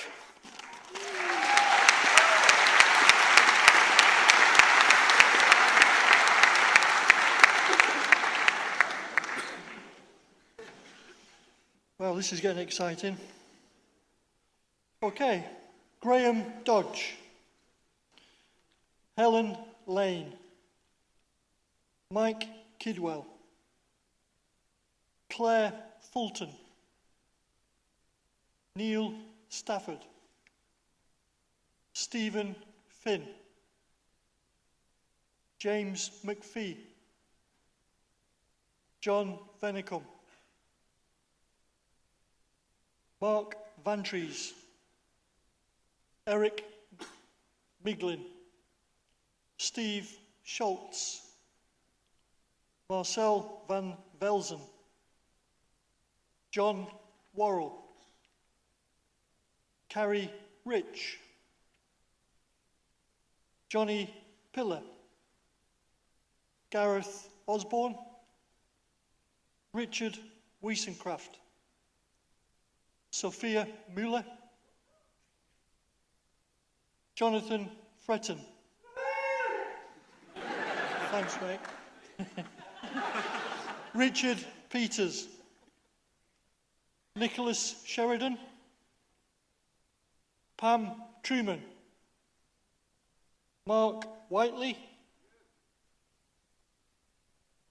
Baz Van Eyck, Christopher Durnham, Kathy Mason, Steve Clifton, Christopher Wise, Paul Armand, and last on this half, Dominic Littlewood.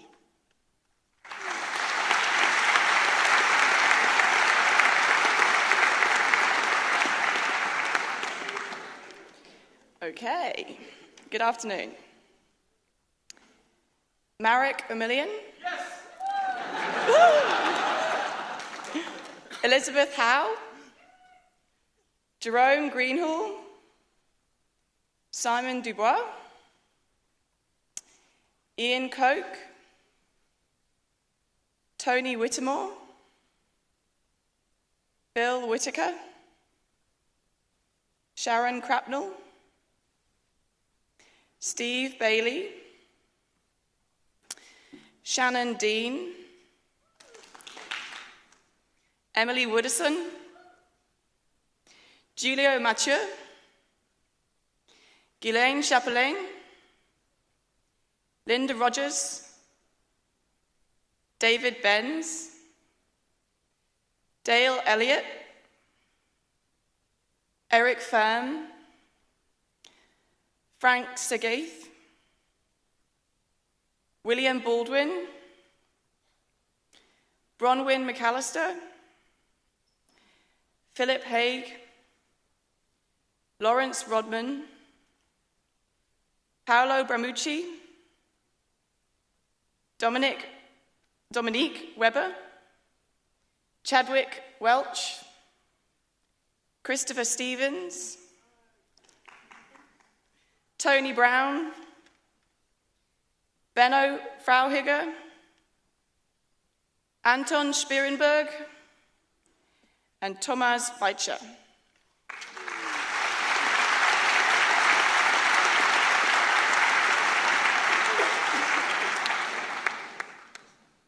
Okay, hello. So first on my list is Charlotte Garrett, Stephen Carter, Carl Palmer, Danielle Clifton, Michael Husband, Neil Harvey, Andy Woodford, Justin Heiner, Samantha Harper, Shona Davis,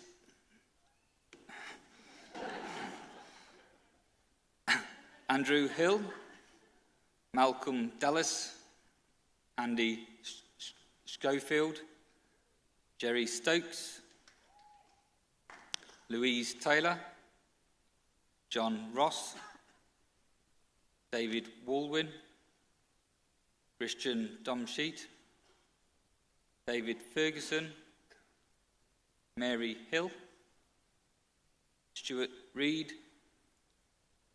Malcolm Farmilo, Alessandro Carotta, Mike Thornton, Ern-Jan Bulch, Luke Baker, Mark Askew, Fiona Treville, Alex Burr, and Joe Bernard.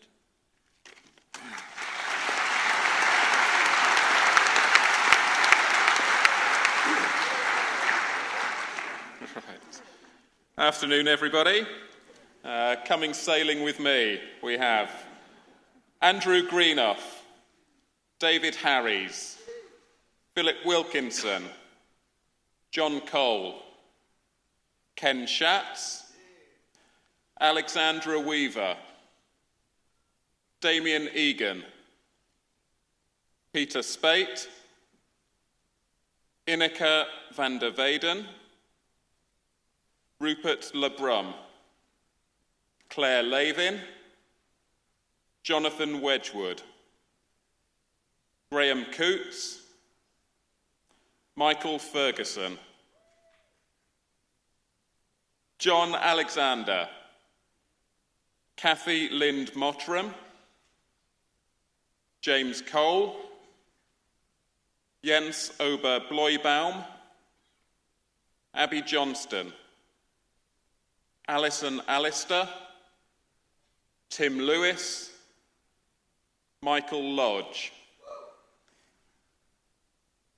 Samantha Clemens, Sean Croft, Wale Ramo, Jess Ellis, Loic Hezune, Tomasz Skowronek, Richard Petrie, Kate Svitajewski, and some more to come.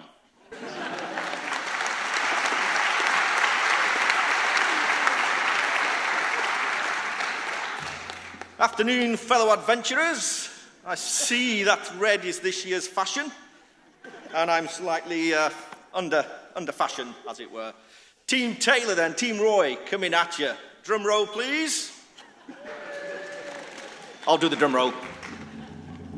Okay, Portsmouth City 1, Barnsley. Oh, sorry. Okay, here we go then. Trevor Taylor. Stian Tonneson. Yes. Clive Watson. Fiona Robertson. Martina Lubecker. David Kemp. David Greer. David Wilson. Good.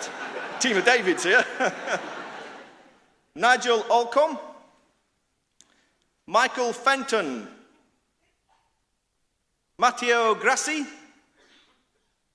Charles Alistair. Hey. Louise Costello. I'm here too. Julie Spicer. Michael Duffy.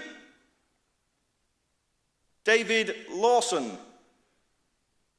Jeremy Stouffer. Matthew Norman. John Roundill. Chris Parnell. Nigel Alexander. Nigel Smith. There's a theme running there, isn't there? James Etherton. Matt Sackland. Olga Menzel. Ben Ackland. Jonathan Hallam. Peter Fisher. Suzanne Wyatt. And Adrian Teese. Thank you.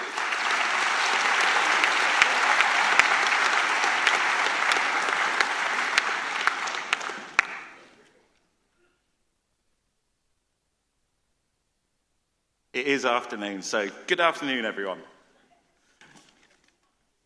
And I promise you, I'm not always that angry. They've misrepresented me there. So, racing around the world on UNICEF, our first 30 names are Seamus Kellock, Ewan Masson, Alison Ryan, Stuart Wilson, Nathan Harrow, Hannah Berry, John Young, Miriam Shearsher, Rudolph van der Paa, Laura Kearley, David Wallbank, Tom Fisher, Scott Winkler, Harry Brooks, Gor Gu Yu, Norbert Stelzer, Stefan Thiesing, Graham Sullivan, Paul Comyn, Cameron McCracken, Jean-Michel Gervais, Alexandra Hare, Kate Summer, Edward Gildy, Ronald Baker, Richard Bigley, Helen Morris, Jenny Cartside, Lester Watters, and last for the first half, Elizabeth Adams. Well done, everyone.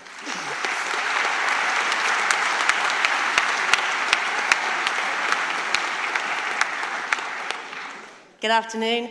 My first half of the team is James Wrightson, Catherine North, Thomas Stanley, Dimitri Populin, Joylyn Goff, Bonit Ansat, Keith Cox, Jan Riley, Glenn Manchet, Michael Miller, Clive Haswell, Clive Alliard, Sophie Mertens Stobberts, Kimberly Skillett,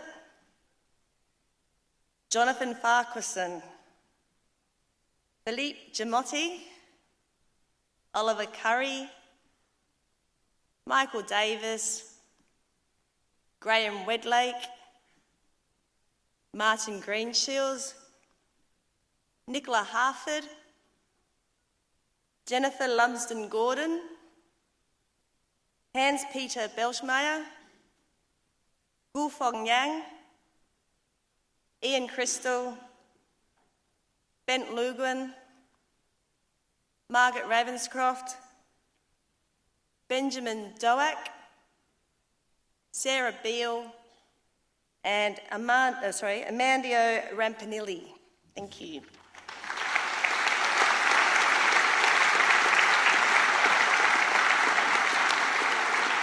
Okay, everybody, that's halfway through. I've just been told we're running late here, so we're probably going to finish this off tomorrow, if that's okay. Just kidding. Second half teams coming. Andy Burns, come on, let's have it.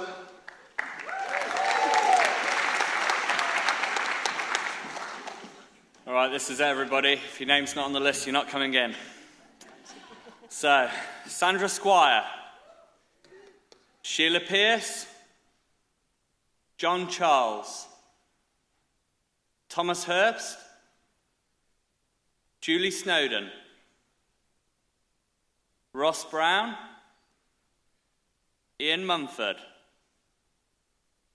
Anton Mitchell,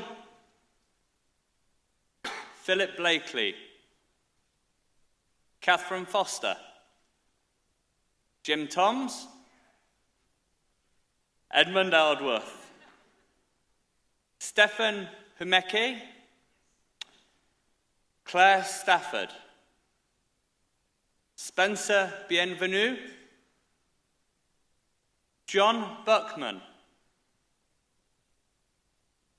Jeroen Rigole, Jojo, sorry if I spelled that wrong or said it wrong, Karen Semple, Johannes Sporman, Hugh Bevan, David Hutchins, Hannah MacLeod, and last but not least, Graham Bell. Give yourselves a round of applause, guys. We're going around the world.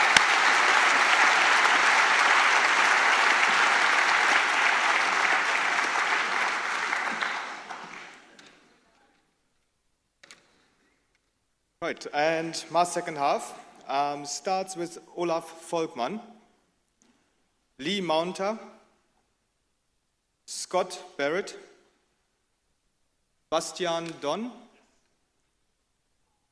Cedric Jacobson, Erich Bernscherer, Cedric Fedida, Ellie Matthews, Guy Porter, Kevin Turner, Kosei Kanamori, Charlotte Dyson, Thomas Pink, Christian Schulze, Jin Yi, Tin Mai Hon, Ja Hon Mai, Soon Yu Pun, Yang Jia Li, Xu Ju Xing, Zhang Yibur, Ma Hong, Lu Xintao, Xu Wan, Tu Sham, Lu Xiaoyu, Li Yaxi, Li Yulai, Xu Ying, and last, Wang Bowen. Thank you very much.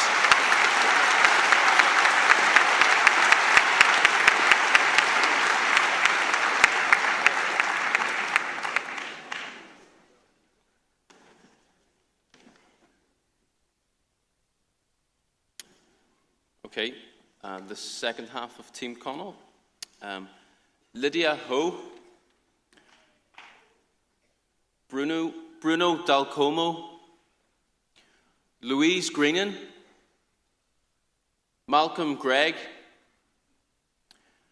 Julie Hesketh, Steve Hathaway, Anthony Barlow, Catherine Sheehan, Thomas Parker, Martin Storer, Seamus Fenlon, John Winchcombe, Christopher McGovern, George Krieg, Henri Micheron, Tony Dickinson, Sarah Sauvé, Alan Kent, Richard Horner, Andrew Pauly, Octavio Falucci, Alan Dowers, Stephen Poulsland, Lucy Gruslier, Alistair Johnston, Per Henrik Norden, Andrea Guasti, Jessica Fernandez. Thank you, guys.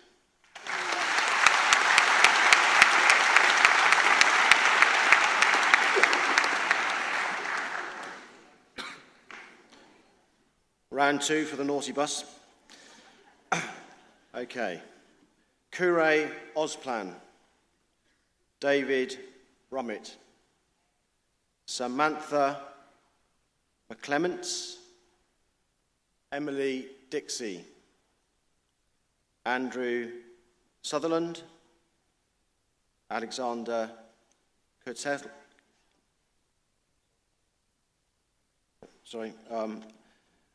Alexander Thurkessel, Lizzie Trix, Audrey Palmer, Derek Hart, Charlotte Hauser,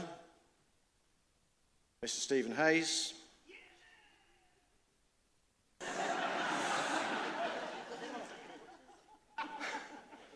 Charles, aka Fred Ferguson, Willie Mezas, Laura John, Amy Gravel,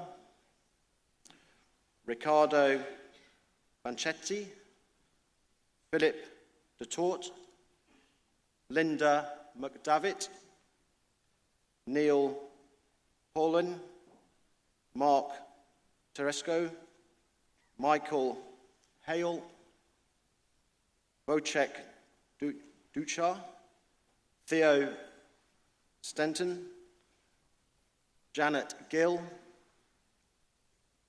and the last one on the team list. What are the odds now, people? What are the odds? Timothy Walker. Thank you very much.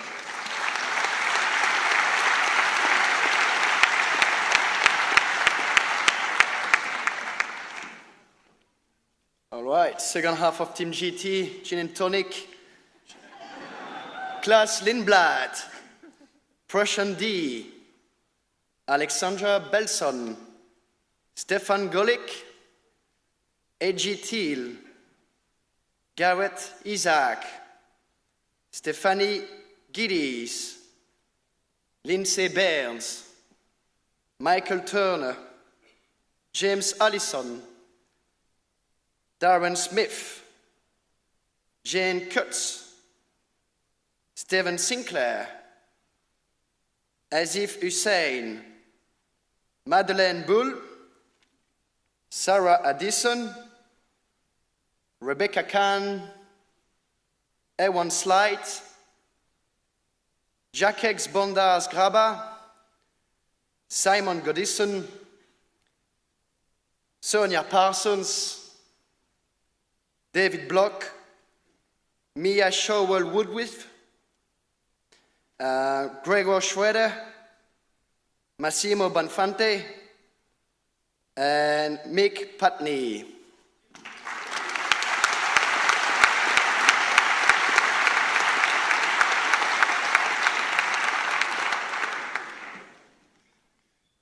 Okay, the second half of Team Lance. Lindy Geddes, Anne Hoff, Mike Shoulder, Alistair Lauder, Christopher Milton, Corbin Nordmo, Debbie Francis, Patrick Kavanagh, Nigel Walcott, Roy Hubbard, Dan Easley, Julie Dan,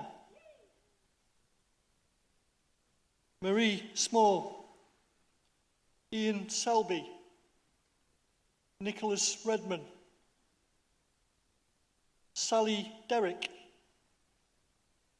Stefan Leloup, Tim Hayward, Paul Rogers, last but not least, Pierre Francesco Rocky.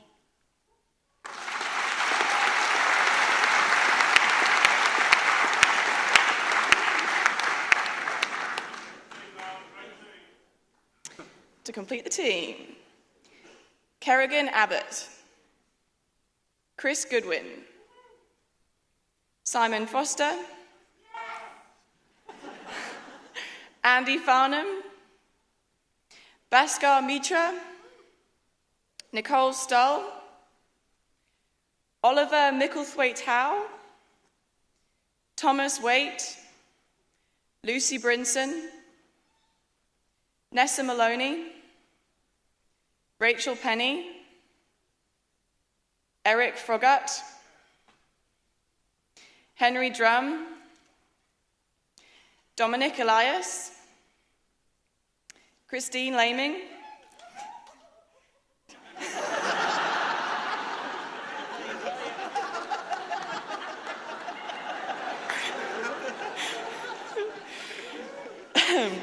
hopefully everyone's that excited. Cameron Bailey, Philip Hawke, Adrian Renduick, Maria Treadaway, George Bullard, George Nicole, Lars Meigind, Ariane Brewer, Enrin Sweeney, Charles Boschetto, Kyle Thetford, Barbara Parry-Jones, Will Stokely, Pierre Leduc, and Christian Henschel. Thank you.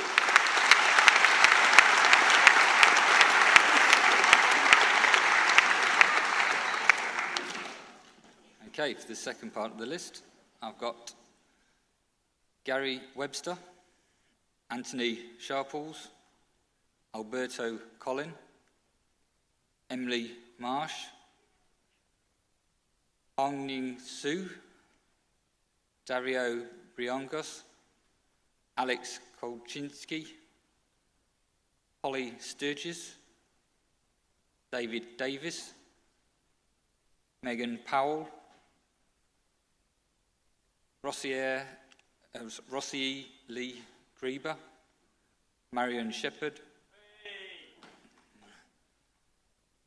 Fernando Arichiga Ramos, Alison Williams, Marie Sessions, Jeff Lee, Peter Hartigan, David Shoulder. That's it. Thank you.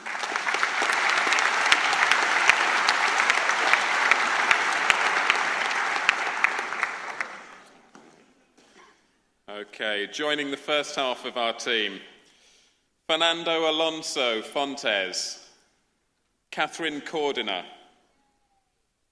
Vincent Rickink, Nuri Boyuk Mirza, Helen Reid, Dmitry Tankov, Jackson Green, Francois Chapuis, Paul Micheron, Graham Curran, Craig Forsyth, Andrew Maxwell, David Phillips, Mark Nielsen, Thomas Wood, Ted Bilby, Paul Fair,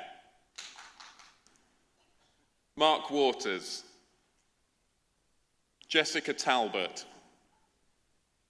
Peter Dark, Hugues Lassalle, Thomas Boys, Murray Boyt, Michael Petrie, Simon Jones, Sophia Bubal, and finally, Kai-Uwe Witter.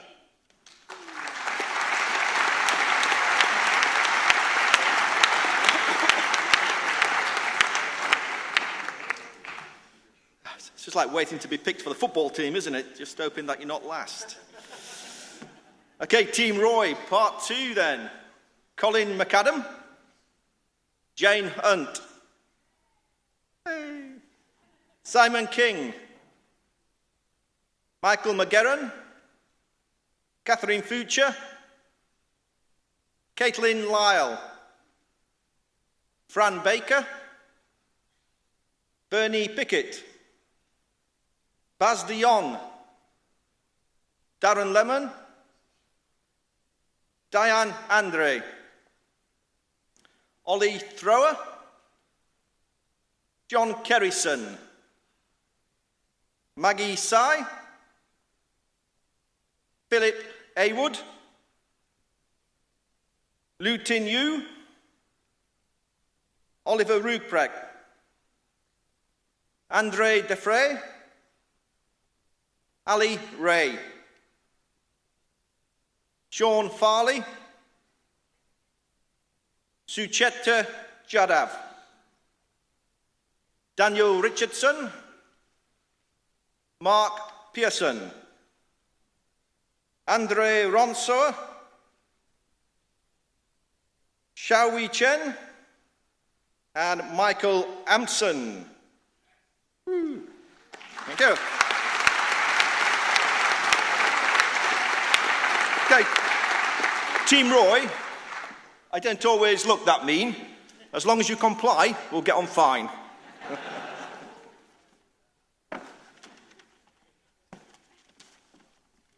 Ignore him, by the way. Right, let's get UNICEF complete. So second half, without further ado, Elizabeth Rose, Annalise Perrin, Ellie Clark, Arta Basque. I'm sure we'll have a chat about that again at another stage. Felicity Armitage, Marco Belder, Andre Cotrim, Mark Cheshire, Neil Kohler, Helen Trundle, Jennifer Baxton, Jan Banfield, James Eddington, Tim Rigby, Nicola Trinder, Thomas Hedren, Spencer Munn, Sebastian Masson, Sylvie Godwin, Konstantin Bukarev, Svein Veen, Ryan Fong, Thomas Dixon, Gary Parker, Ashley Minito, Helsio Brigigaro, that might be another conversation again, sorry, Christian Talpo,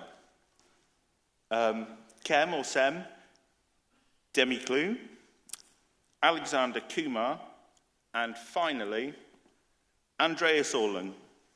Thanks very much.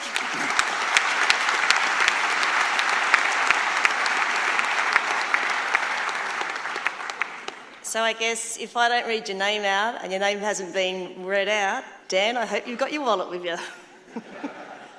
Okay, first off, Tony Maggs, Emmanuel Carotti, Charles Barnescombe, John Costa, Maya Uda Davis, Silla Raphael, Damien Etchebard, Uz Anaheim, David Sturge, Ian Sibthorpe, Thibaut Wallart, Daniel Newman, Nigel Pemberton, now the hard part, Ga Hon, Li Fang, Wang Jun, Shi Wang Chan, Jie Yang Li, Xin Yu, Xin Weiwei, Jing Mi Ni, Hang Shi Kwang, Chin Wei, Hao Dong Min, Sham Yong Yong, and Chan Shu. Thank you.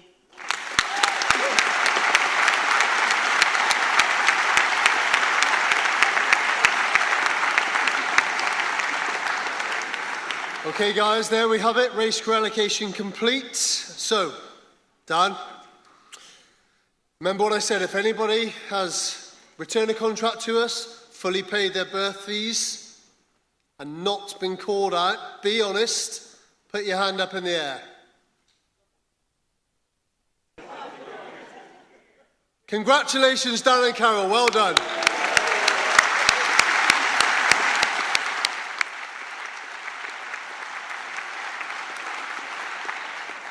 That's great. That could have been really embarrassing. Okay, so in a moment, I'm going to ask our 12 ushers. They're at the back of the room at the moment. They're going to hold up posters with the skippers' faces on it, okay? And then they will take you to the breakout rooms in a moment. Lunch is going to be delivered to those rooms, so you're going to get lunch there, and then you've got your 4 hours in your room. It's where you start planning your race campaign. Make the most of it, get to know your teammates and your skippers, but enjoy it. Couple more bits, guys. I just need to go through a couple more bits. Just hold fire, please. Okay, so while all teams are in their breakout rooms, in the main auditorium, our race crew supporters coordinator, Ruth, is going to give the race crew supporters a presentation. That will be in here. Lunch will be 1 o'clock and presentation at 1:30. Next thing is, after your breakouts at 5 o'clock, we'll all be going outside, all race crew, with your red jackets on. We'll have the big mass team photo on the steps. Beyond that, this evening, it's socialising in your bars down in Gunwharf Quays. Don't forget, we've got an open boat, Clipper 70. It's Visit Seattle down in Gunwharf Quays, so anybody can go and take a look at that. It'll be open till 7 tonight, but also again 9 till 4 tomorrow if you're around. So all that's left to say really is thanks very, very much for listening. I'm really glad so many people could make it. Have a great afternoon. Get the most out of what you can with the skippers. And I'll see you on the race course. So ushers, if you could hold up your posters. And guys, let's go. Let's go.